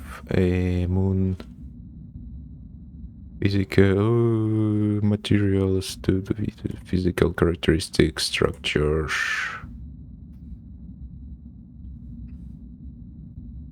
Solid iron core, iron metallic, metal. Moon,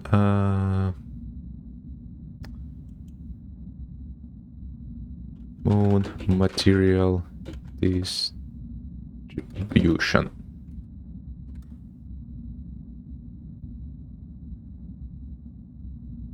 Oh, Regulus. Let's see. How much iron do we have in the lunar Regulus? Lunar resources? Surface chemical composition. Let's see. 14% iron, lots of silica, lumina, tiny bit of titanium, 4%, magnesia. I mean, 14% is still quite a lot of iron, I think, right? You would need to compare it with Mars and yours, maybe. Yours.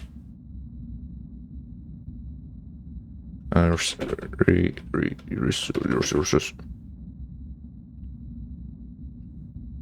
I mean, we are not exactly scraping just the surface of the Earth for iron as well. We are looking for deposits. Let's just see what the Wikipedia says. Iron abundant on all rare basalts, mostly locked into synthetical minerals.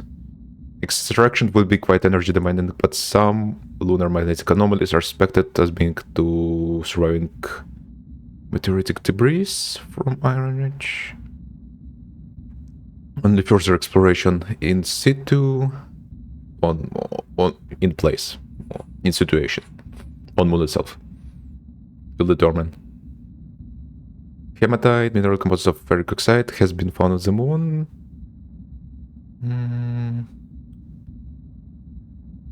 Oxygen from the Earth's atmosphere may cause distraction, is indicated by there being more hematite on the side of the Moon facing the Earth. Iron exists in regolith, natural white with nickel and cobalt, can be easily extracted by magnets after grinding. This really doesn't tell me a lot, because you need to compare stuff to how we do it on Earth.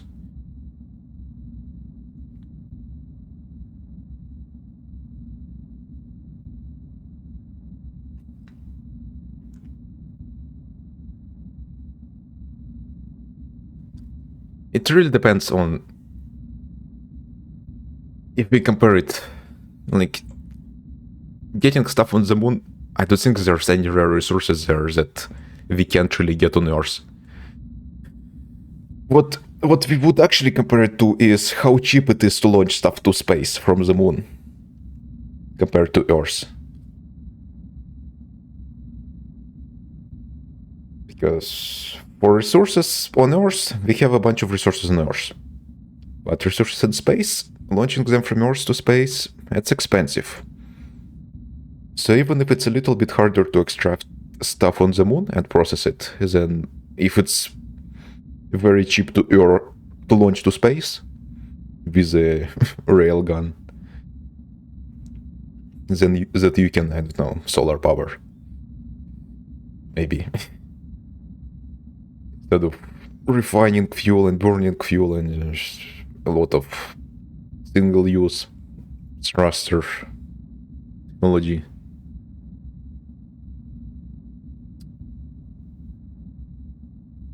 I don't know enough to say if it's economically efficient or not. It sounds economically efficient, but I don't know. Let's see, helium-3.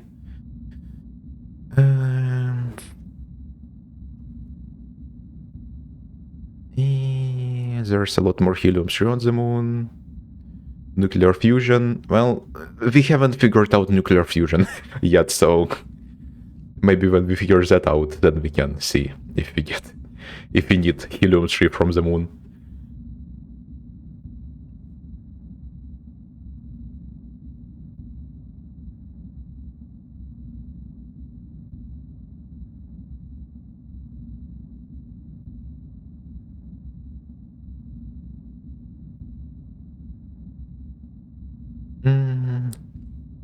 Yeah, and we don't even really need fusion power on Earth.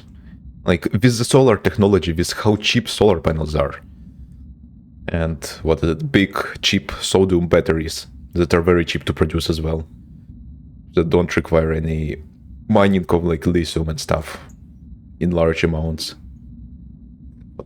Sodium, what was it? That was the battery technology? Sodium battery. Which one of it is like very heavy, but it is very cheap?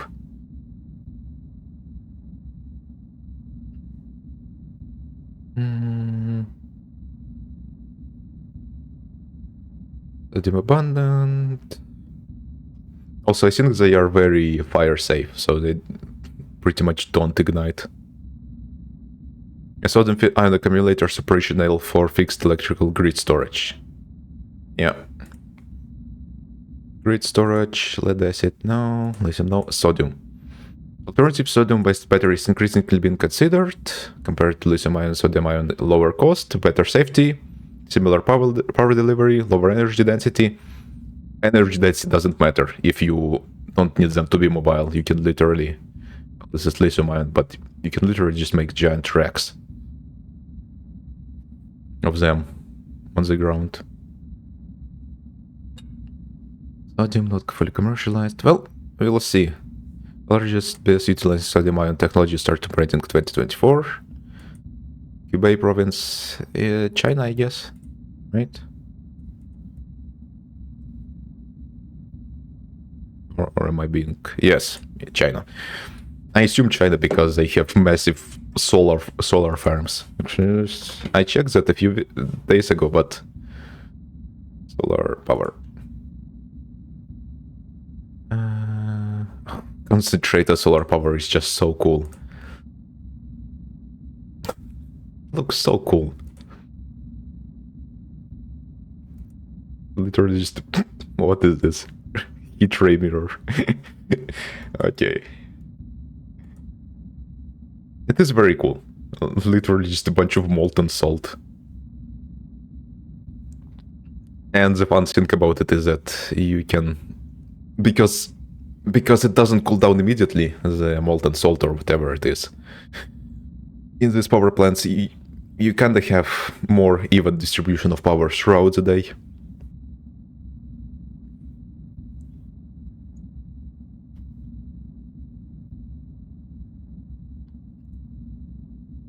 Anyway, like, the 10 biggest solar farms are all in China, pretty much. It's crazy how much they're investing in it. Economics, cost per watt, yeah. Where is that crazy graph of how cheap the solar panels are? Is it really not on this page? Where is it? No? Okay, I guess it's not on this page. It's on another solar panels? There we go. Look how cheap this stuff is comparatively compared to before.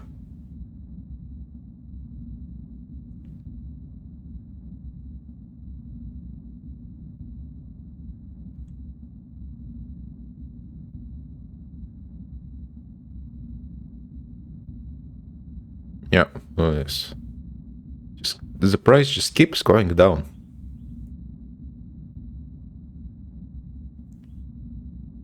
And the big boom of just solar panels everywhere. It's one of the reasons why it occurred recently. It became very economically effective.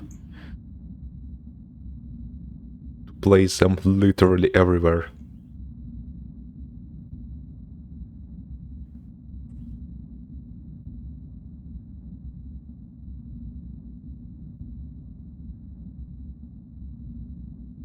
Again, literally any technology can be economically effective if we have the political will to invest into research of more effective variants of it.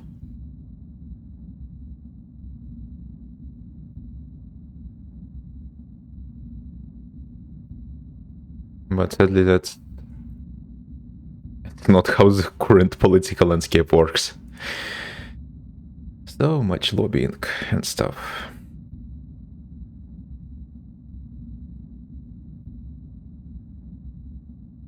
Effects on wildlife. Insects can be attracted to bright light, results birds.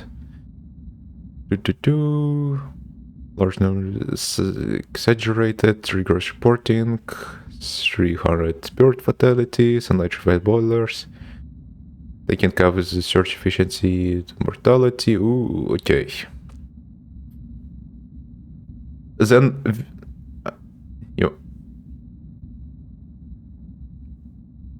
okay, and then we account for how much fossil fuel kills indirectly. And let's see, 2016 preliminary study assessed annual bird mortality per megawatt was similar between US concentrated power plants and wind power plants, and higher for fossil fuel power plants. So you have to compare this stuff, because you can present the numbers in the vacuum. Oh, this kills birds, oh. But then you compare it to the fossil fuel power plants, and it's like, oh, it's actually it's not that bad. Turns out having a few light beams shining on a tower is much less bad for the wildlife than polluting the entirety of the atmosphere. with toxic gases. Who would have thought?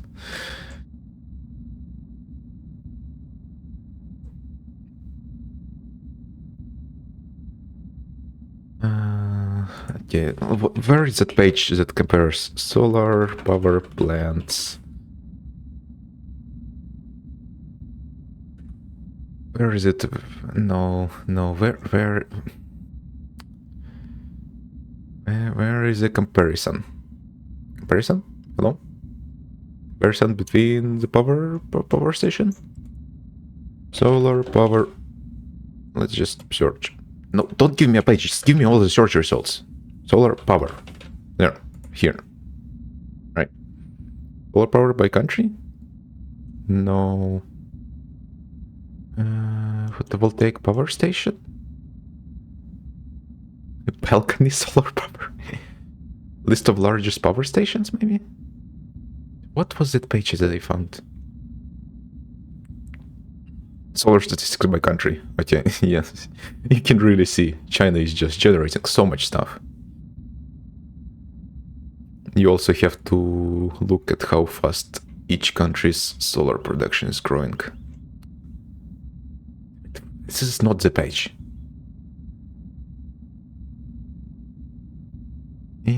Power producing renewable solar. Yeah, look at this. All China. Look at how big this is.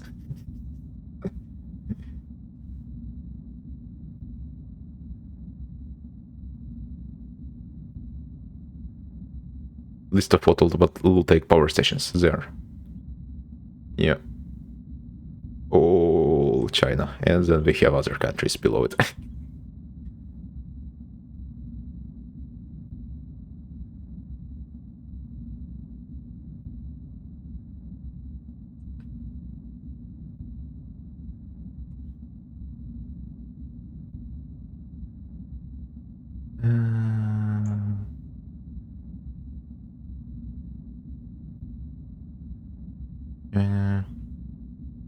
Also, do not be mistaken, I am not super duper glazing China in the vacuum. It's not a perfect country, let's just say that. It has a lot of problems, but you shouldn't discount how effective they were at growing their industrial base. Over the last century, half a century, like they produce all the stuff. Pretty much. So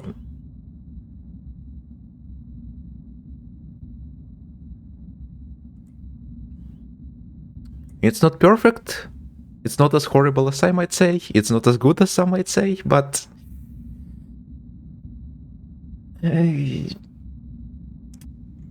it's a complicated issue. Just say that. They are going into somewhat the right direction with their industrial stuff, but socially, you would really want to improve. A lot of factors in there.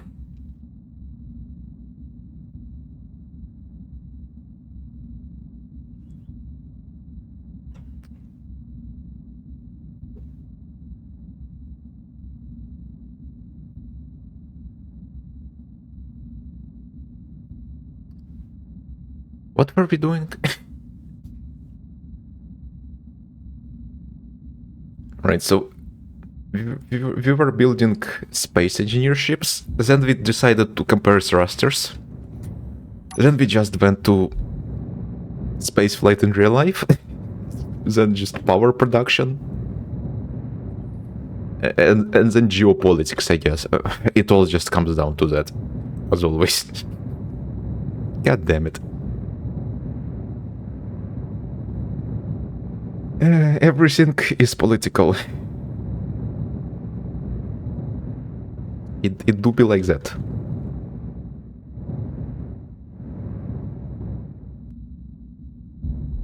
Okay, just realized this looks like a big shaft.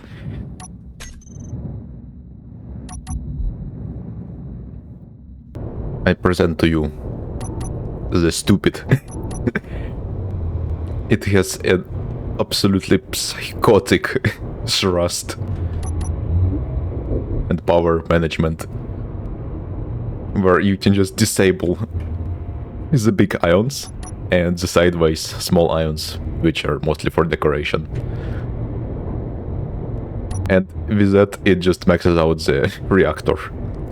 Because if you turn all the stuff at once, it will just 100%. Now, it will still fly, but it will fly at lower efficiency. But like this, just full usage of thrust of reactor flying upwards in both 0 atmosphere and full atmosphere with the respective thrust selection. And then we have small thrusters for like slowing down to 0. But yeah, this is highly advanced. You have to be a real professional to fly this and not crash. But it is really fun. It is really fun. Like, look, the amount of acceleration on this thing is so high in atmospheres that you literally clip through your own body. It is very funny.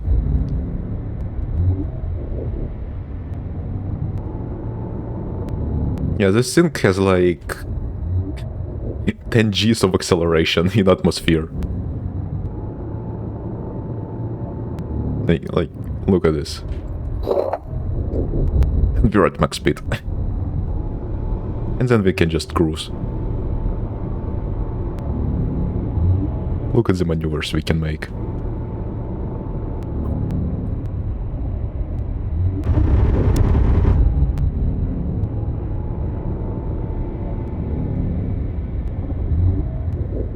Now this is what I call fun. Let's do some canyon running in this, because we are right nearby it. I'm just testing out the functional core right now. We'll do the decoration later.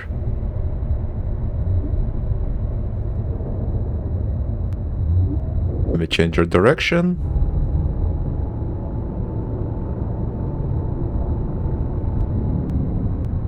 And once you get used to flying this, it feels really, really good. Because you can make some really tight turns. It almost feels like flying an actual plane. I mean, it is similar to a fighter jet performance. Like, you can pull 10 G turns in this, and then a fighter jet.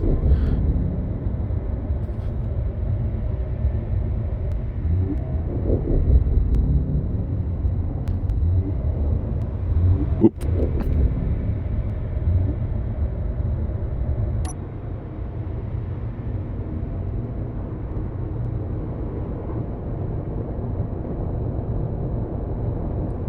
Plus, the nice thing about stuff like this is that you can also carry a lot of cargo. So it's nice to have a big container in cases like that. Ooh, actually, something I didn't do. I should attach the conveyor connector, the docking connector directly to the container, so we can transfer big thingies. Because some thingies need large container conveyors to get transferred. Okay. What I'm seeing is that we don't roll fast enough to maneuvers. How heavy are gyroscopes? We can let's add 4 more. Oops. Stop. Alt. We already have 4. Let's add 4 more and see what happens. It's going to be slightly heavier, but now it rolls. It still rolls not that well. If you want stuff to roll well, then you should make it like a stick instead of bite.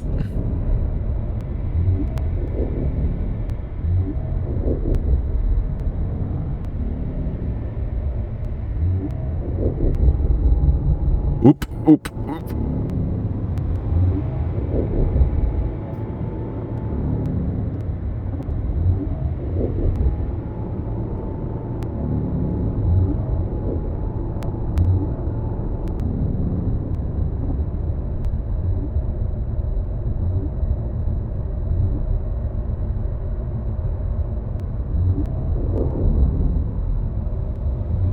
Okay, I'm getting used to it.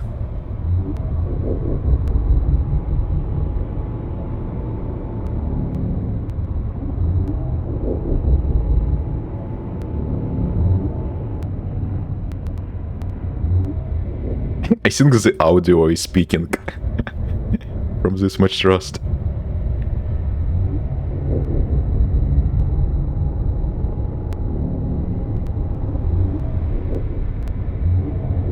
Oh, that felt real good.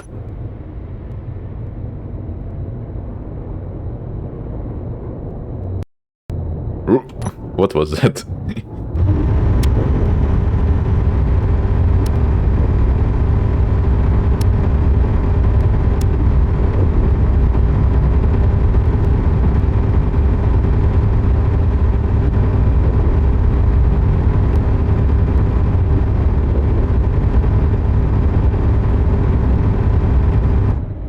Very fun.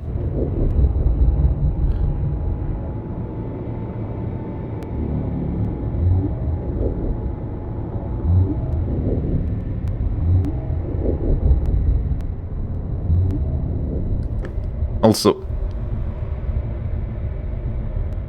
this makes very nice sounds. We just constantly thrusters being turned on and off. I need to crank up my volume actually to hear this better. We are in realistic mode right now, so it's a bit muted.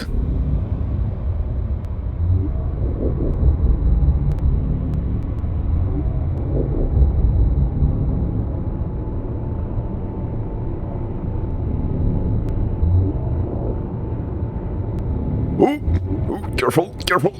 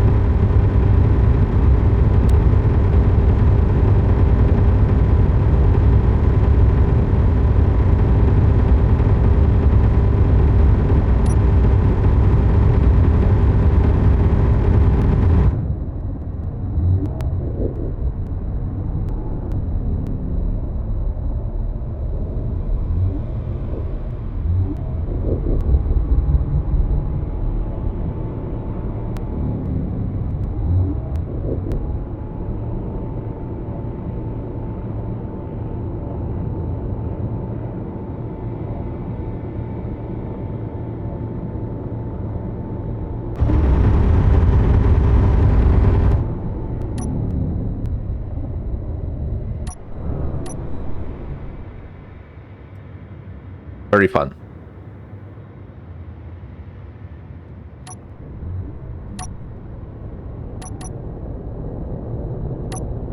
Actually, I wonder how far we can go in the atmosphere with this much rust.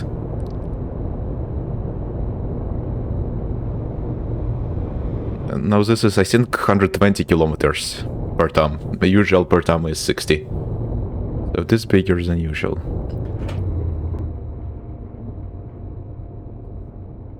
Okay, and our thrusters are off.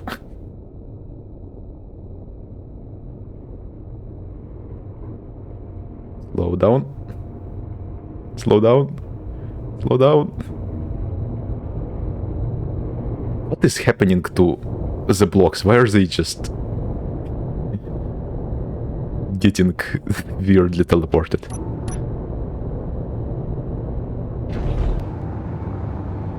No, stop flying away. Slow down.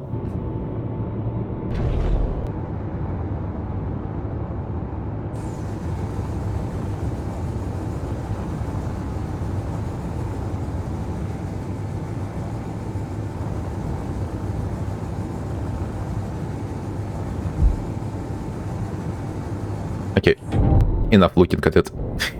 Let's do more building. Okay, we're starting with the top shape. It's a shape from the top. Just another layer above everything else to quickly make look at it. What should we do? How should we do it? Should we go with front heavy or maybe back heavy? The classic design, the spicy or the classic? Ooh, choices, decisions.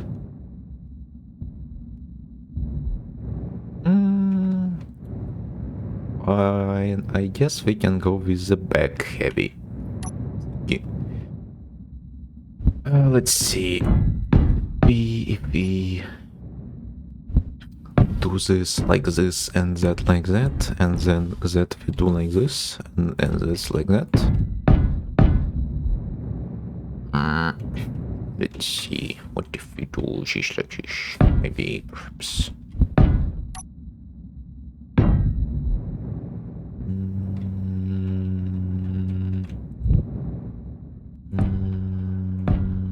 Oops.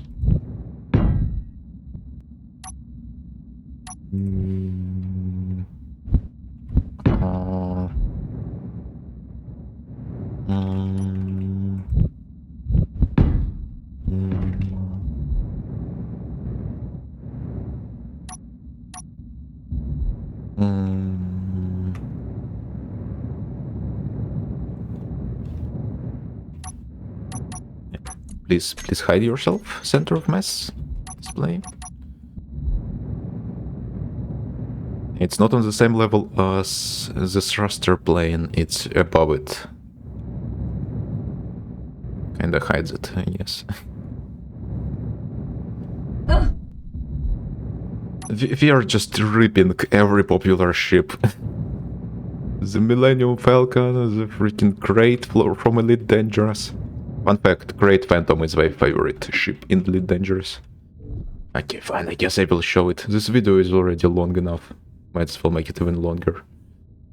Where did my... No. Great. And enter. Images.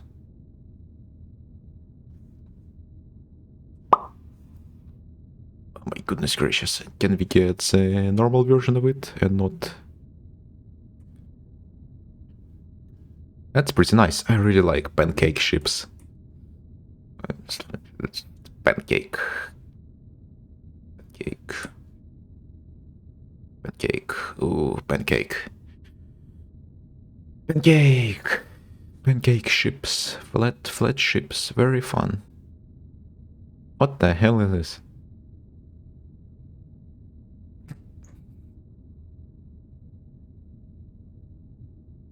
Pancake.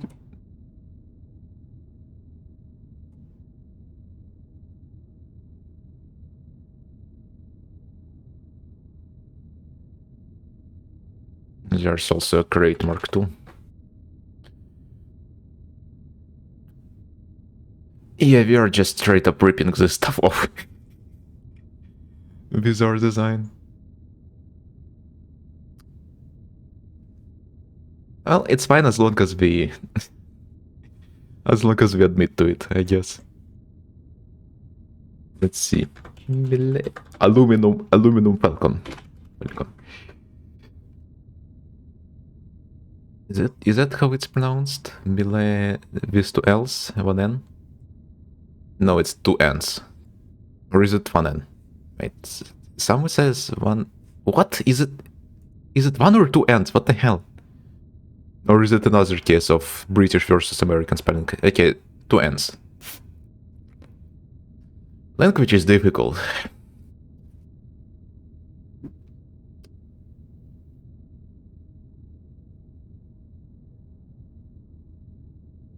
be fair, split nose flat ship. This is one of the more popular ones, but like the flying saucers were something that's just a very classic design.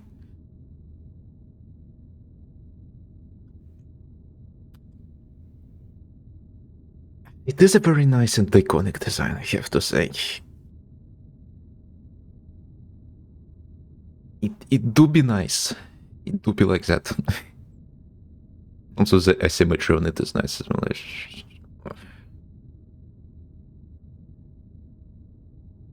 The design is quite something.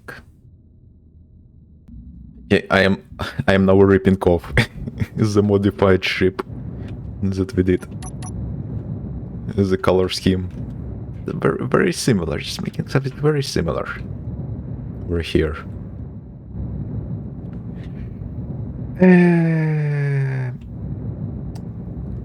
Yep. It does look pretty good. Not gonna lie. Also made the edges slightly just... It's flat, but the edges are just... Oh, it's looking pretty good. Oh, forgot this place. Not gonna lie. It do be looking good. Now the bottom side. Have to do that as well.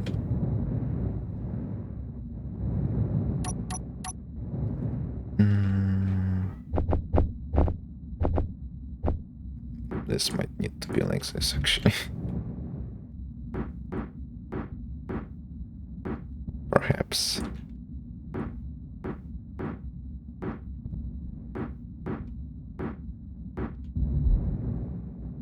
Mayhaps, perhaps.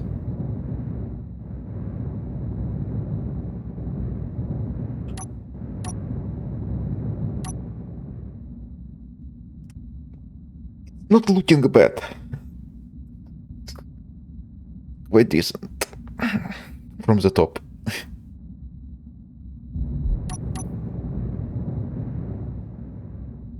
But you see, it's very simple. Building stuff is very simple. Just slightly adjust your block combinations until stuff starts looking good.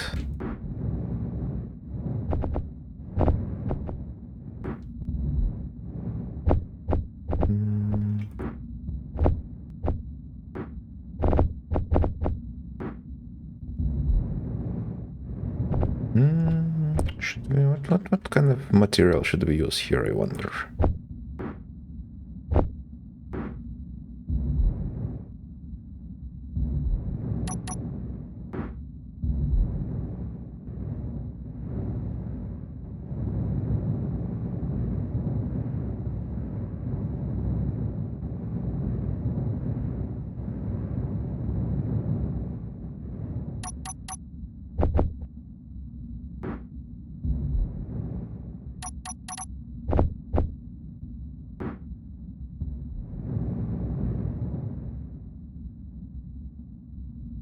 Maybe this no skin. Perhaps. Because why not?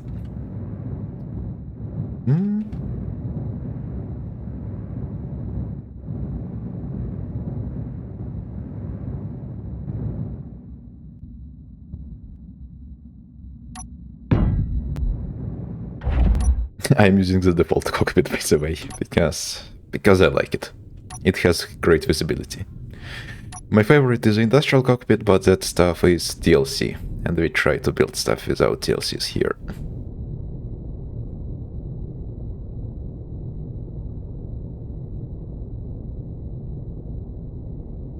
I think it has pretty good ion acceleration as well.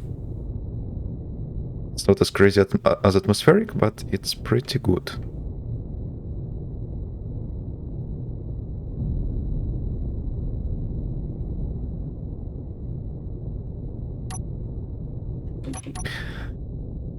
Now, we might honestly be onto something here. So we just build the functional core, as we usually do, and then we just add a nice shaped plate on top of it for it to look better.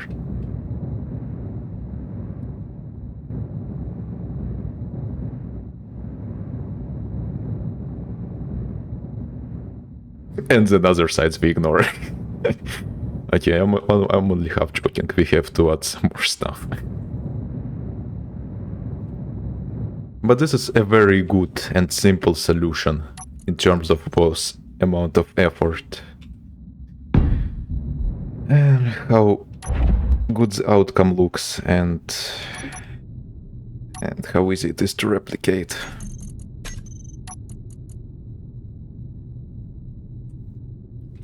Because ideally I would like to find the method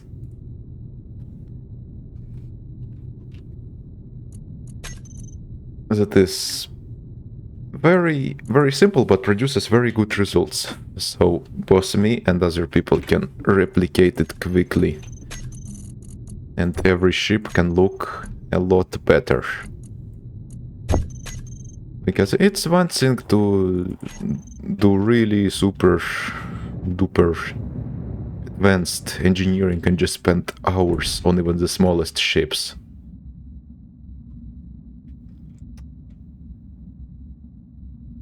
It's much better if you get a maybe slightly less detailed outcome. You do it much quicker. If you are efficient with your time. Because we have other stuff to do. And the time is limited.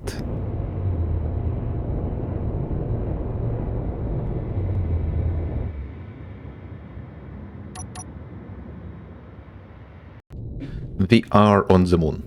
Let's check out the ion performance of this thing. We should have at least 2 Gs of acceleration, I think, like 2.5 actually, when empty.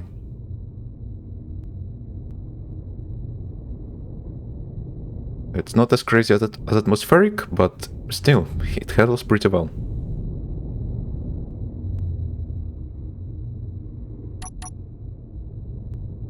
Better than most other ships available on the market.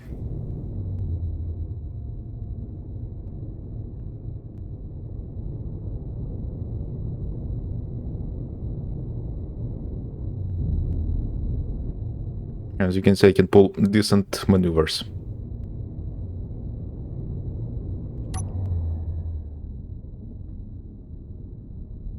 This is a cockpit view. It's not centrally aligned, so it looks weird.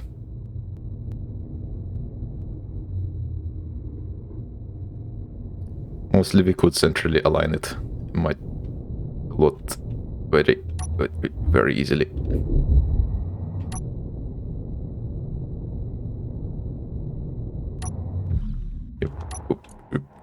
Let's do that. Ooh, another idea. Another idea that I thought of yesterday and forgot about until now. Okay, first of all, let's align the cock. Alright, this is the big conveyor. We need a small one. Where's the small conveyor? Why am I doing this? I should stop. Hold.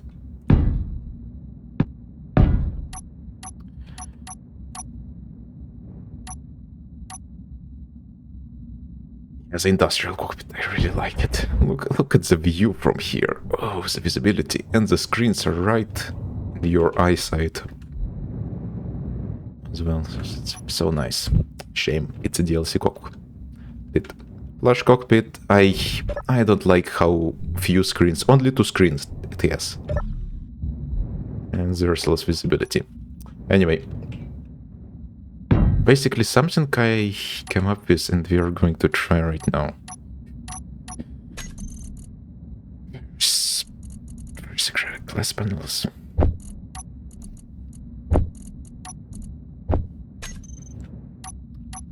What if we use windows on top of the cockpit? Create custom shapes.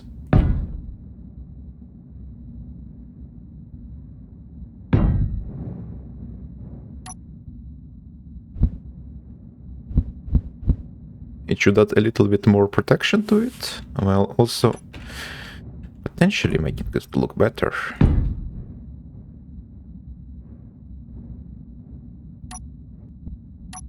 It's worth trying out. Maybe not like this. Not like this.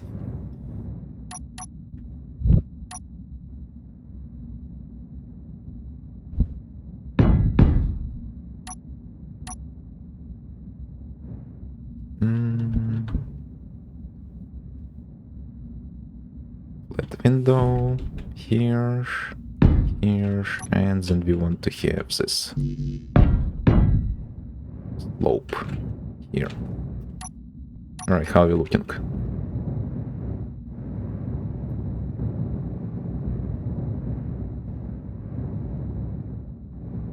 We need to put something on the side as well.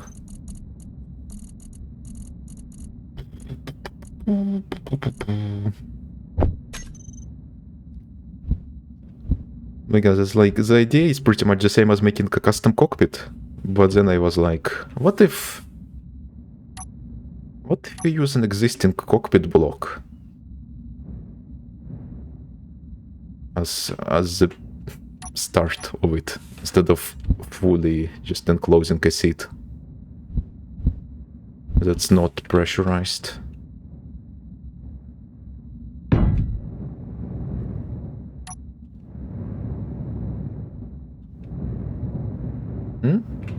That's pretty good, I think. It's a bit simple, would make it more complex, but... And the view from inside... Well, other than a few more frames, the visibility is decent. And it does provide more protection for you, in case you get shot at. Yeah, look at that. Custom shapes, high visibility, no DLC, fire protection. This is... we are just innovating like crazy.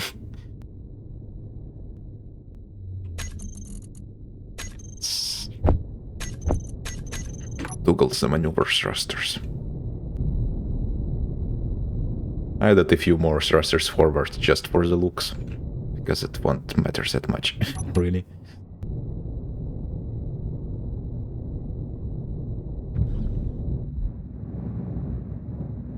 Let's try to switch up the shape perhaps a little bit more. Let's see. Could use these ones. No, my window.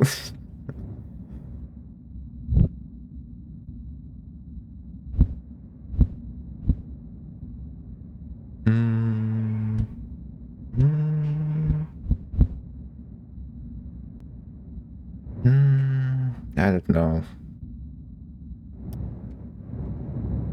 I'm not sure I like this. It's a bit too much. I think I prefer this one more. Okay, let's do a little bit more modification. We'll have to attach this temporarily, so it doesn't fall off.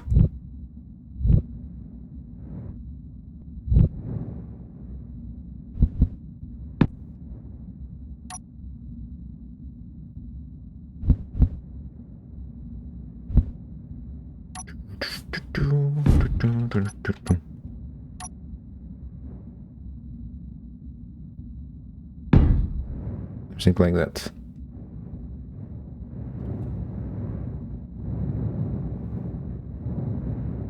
Meh.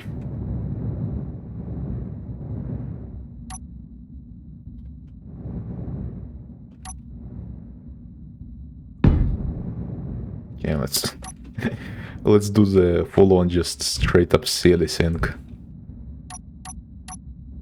Let's encase it in a cube. Glass.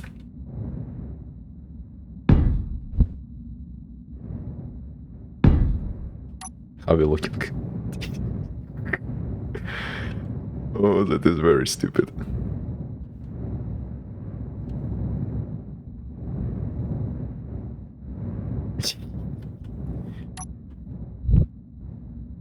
It doesn't look super bad, but it doesn't look super good either.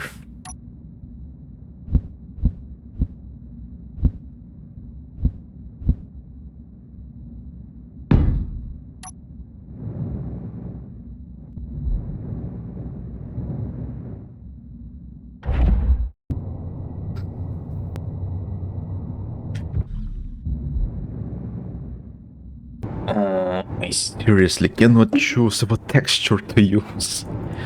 I mean, I like the battered one, but some parts don't look that good, some parts look good, and... I could use multiple ones like I did before, but I'm too lazy for that.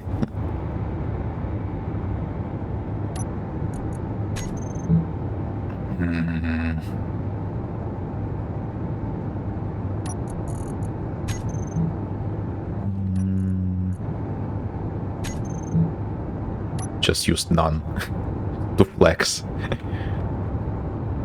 the default texture.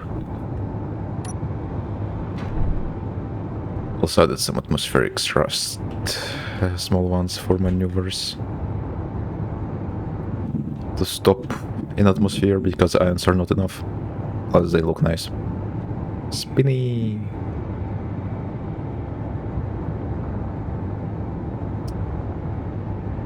Removed some ion thrust as well. It didn't really contribute much to looks, that array of it.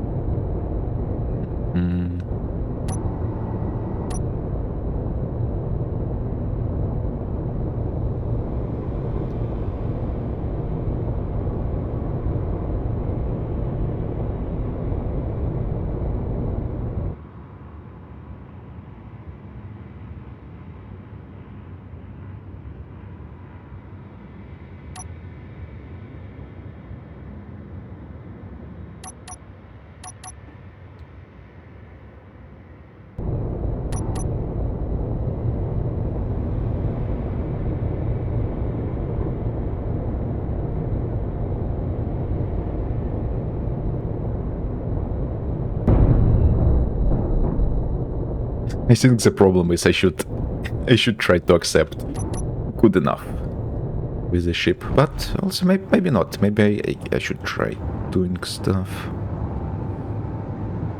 Let's see.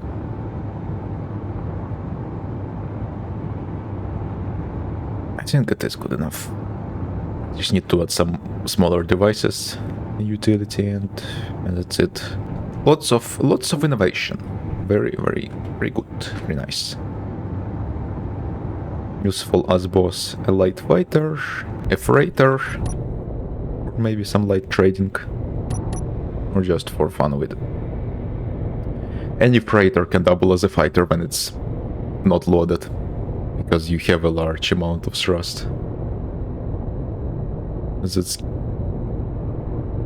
getting unused.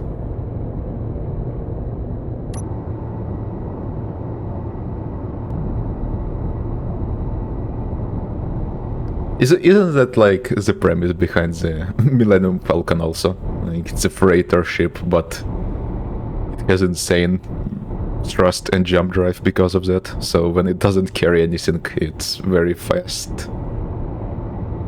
I mean, that is pretty realistic. I think. If you want to have decent performance as a freighter, you want to have insane performance when you are empty.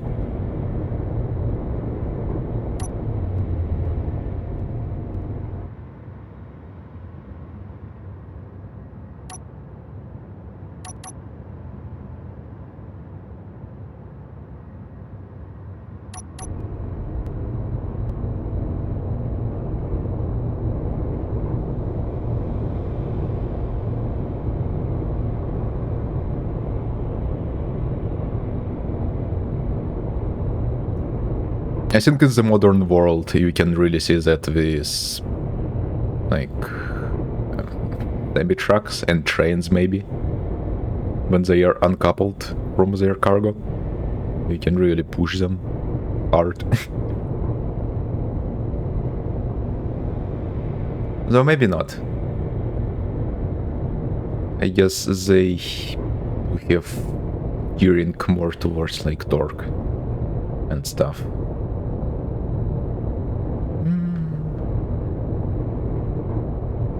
Maybe it's a completely different principle for both of them.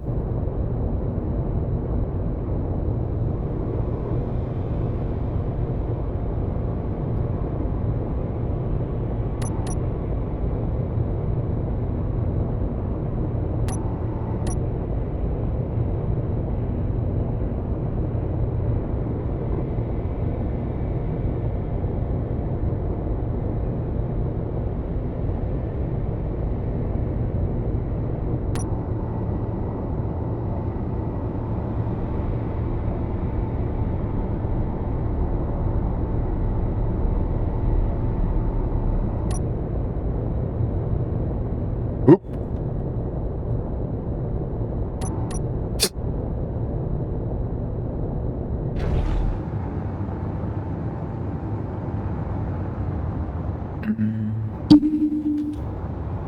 How would we improve it from the side? I don't know. Because we want it to be flat from the side. So if we add more blocks to it, it will be less flat. So maybe keeping it as just this kind of blob is good enough. And if you want it to be wide from the top, then we widen it from the top, because it's not wide enough from the top.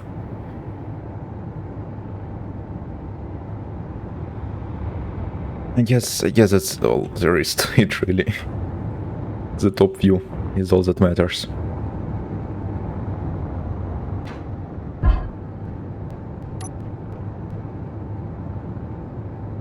Yeah.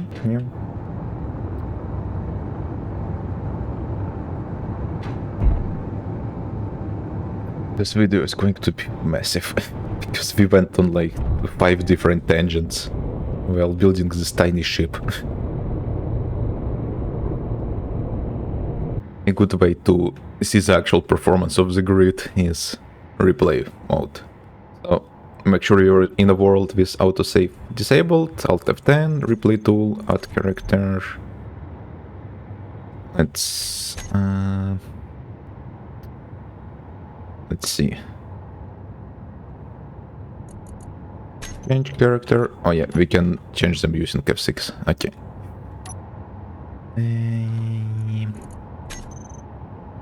By the way, we are going to call this Arrowhead. I think, perhaps. Pretty good name for it, I think. Okay, let's move over here, actually.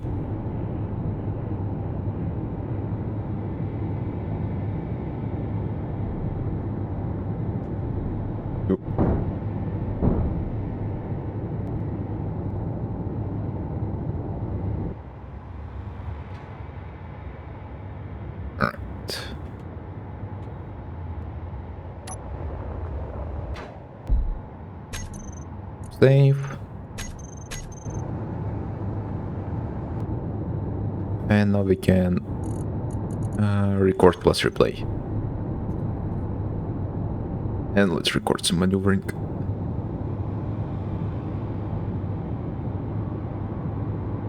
Around the place.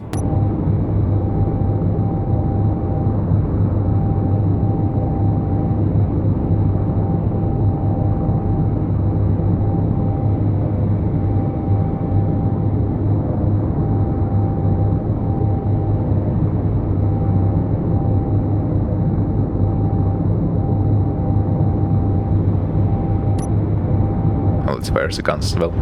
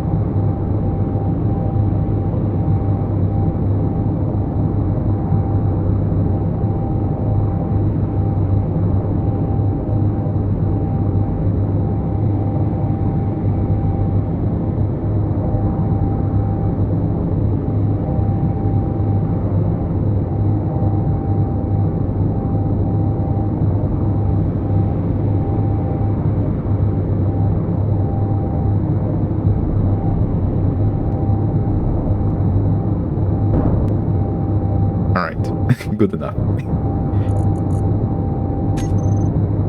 And now we reload the save.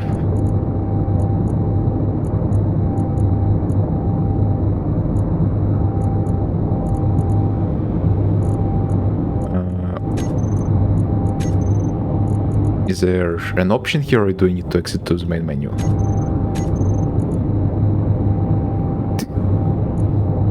Alright, I think here. Reload.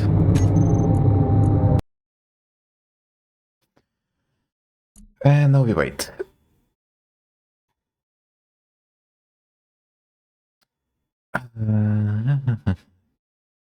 I wish they optimize the loading process, because I think the game is unloading and reloading way too many resources every time you switch world. Okay, let's see. Replay.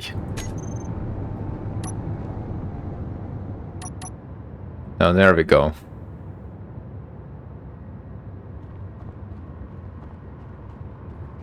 Shame we can't hear it from this distance.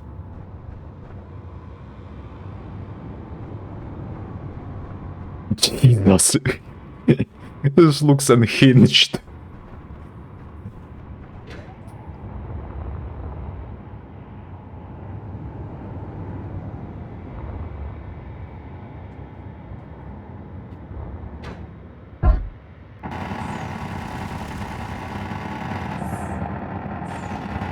There we go. Now we can hear it.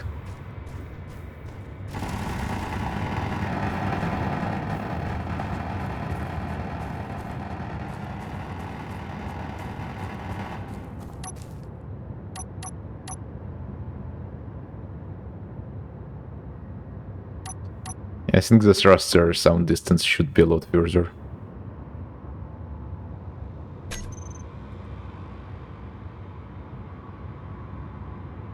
Oh. Did we hit the terrain? Yeah, I think the recording messed up.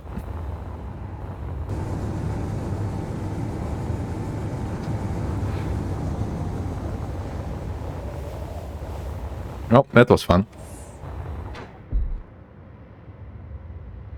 Also, I guess you can shoot it at the recordings, so that's pretty fun.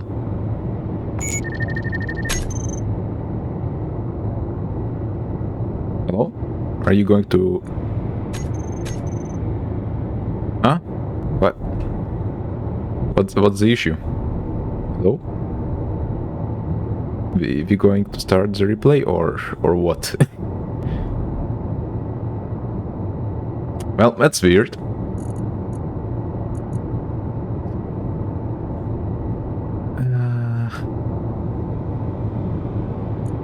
Wish to store... Oh, reload the world and save the game. Okay, I see. That's annoying. Didn't do that. Well, I guess we'll record stuff again. Why not? Okay, I did the recording. Also, I switched the sound to arcade mode, so we can hear stuff better. It lifts up.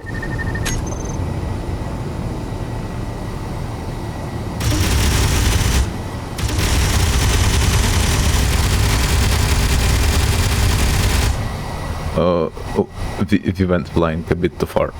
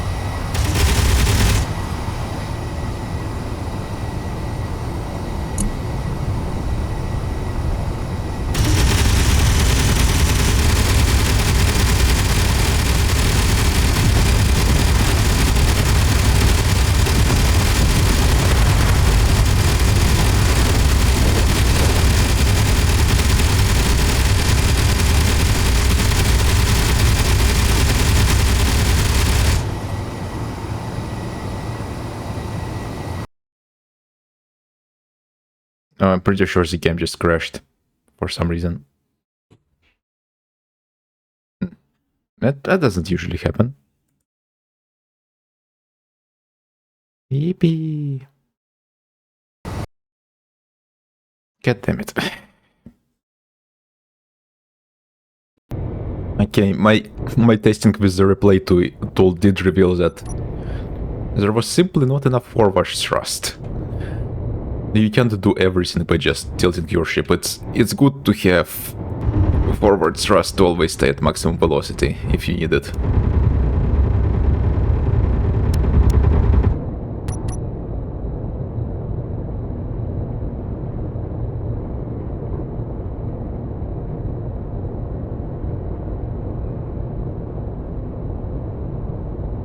We could either switch, as I did here, some of the thrust to face, to accelerate, or we could add some additional thrust, and then just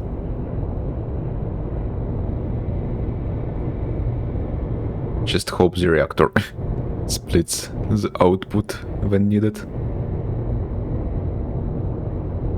It's one of the solutions.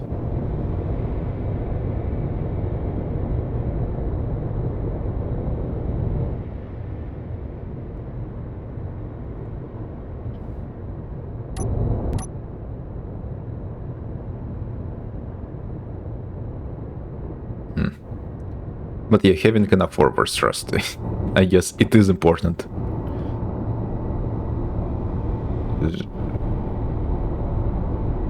Yeah, this feels much better.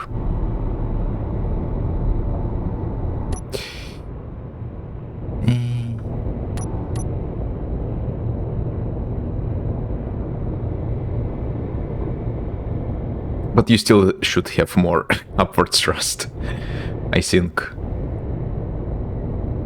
to actually do maneuvers.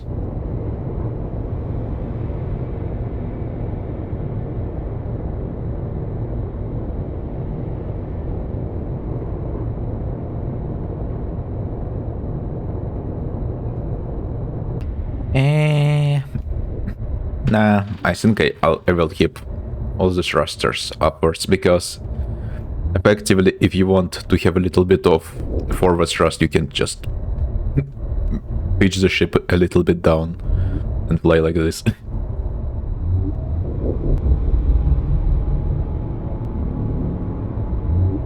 And if you want a lot, then you can pitch the ship even more.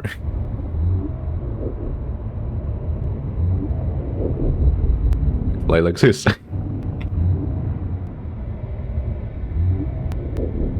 It is a bit weird, but it works. And if it works, it works.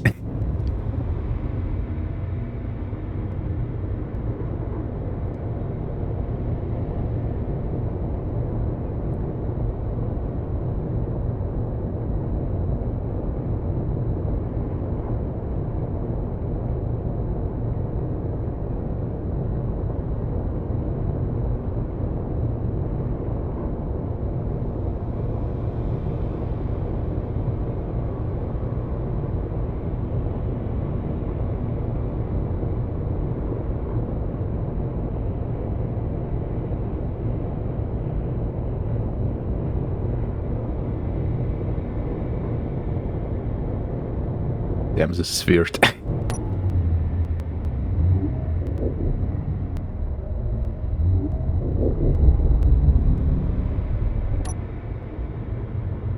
Actually, I wonder the range on this thing even on like 10 pieces of uranium.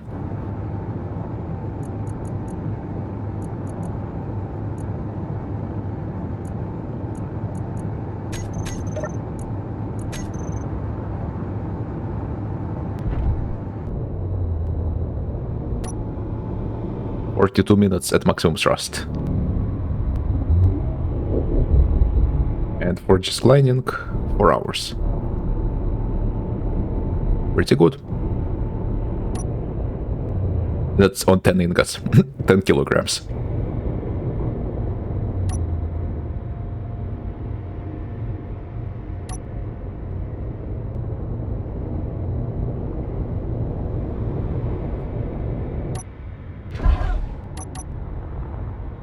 Whee!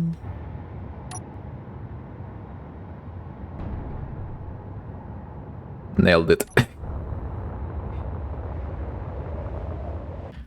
Right, a bunch of devices added. Let's do the honors of pasting it onto the projector. There we go. Is that is correct? Yes. Let's see. Forward, downward light, other light directions. Don't really need. We're crossing the streams here. It looks funny, but whatever.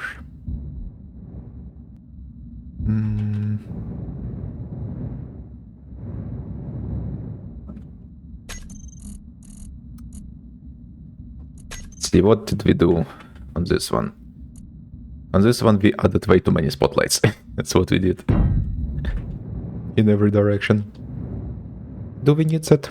Probably not. Alright, I forgot the 2 NH2 tanks. For it. That would be useful. I don't have the tanks in my hood bar. Why?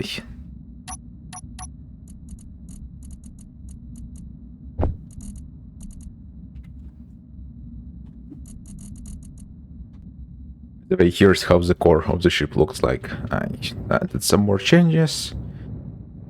Just some slight armor adjustments and stuff. Nothing major.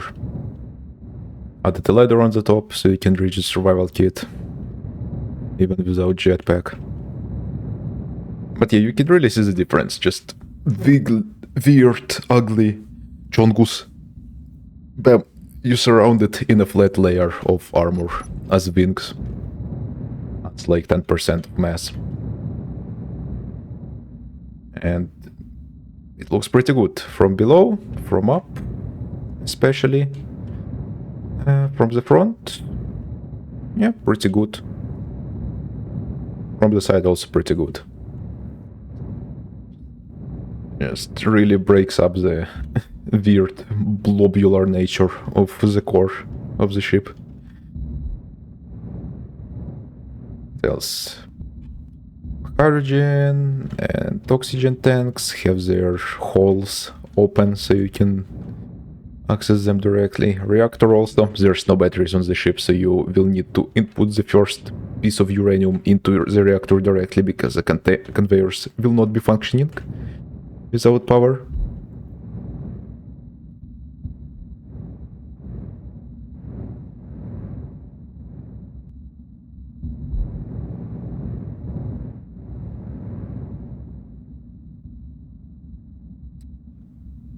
Yeah, I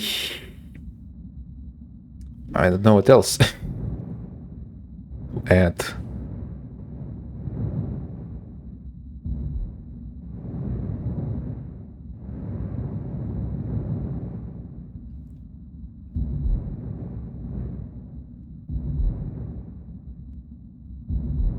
Let's check.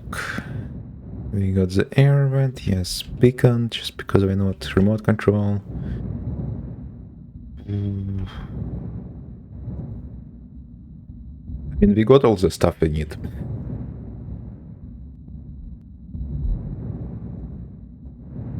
I just have to stop the control panel in the cockpit. The landing gear is back here. I think, yeah, this will prevent the ship from falling on its back. Like, what's the problem with this one? Because there's nothing to support it in the back.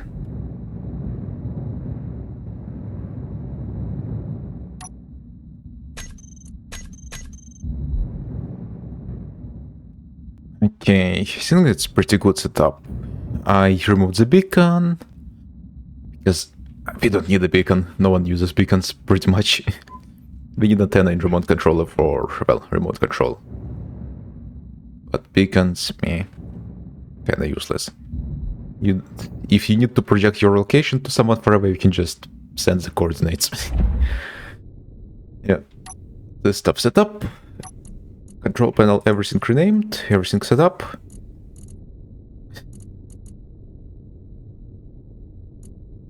Get the mass rename mod. Very useful. Even the remote control. I think it's set up.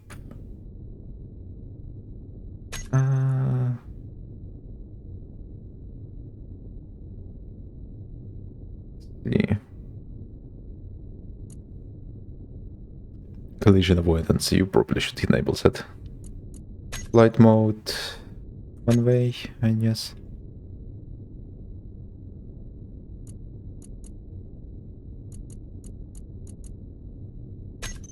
Yep.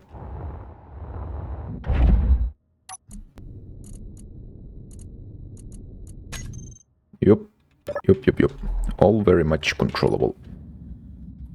Now we just have to make screenshots and post it.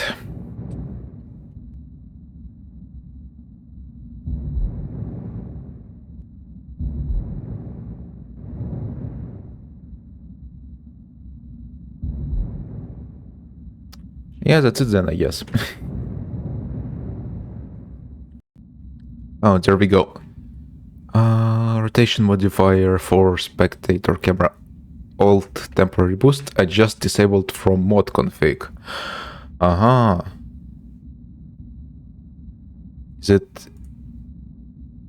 Is it build info? Build vision? Oh wow, there's a lot of build vision stuff. Let's see. Yeah, it's probably build vision. I think it's disabled because if you hold control, you open up the build vision menu, so it's disabled so you don't accidentally mess with your camera stuff. Okay, that makes sense. Look at how black the black sky is. Spooky.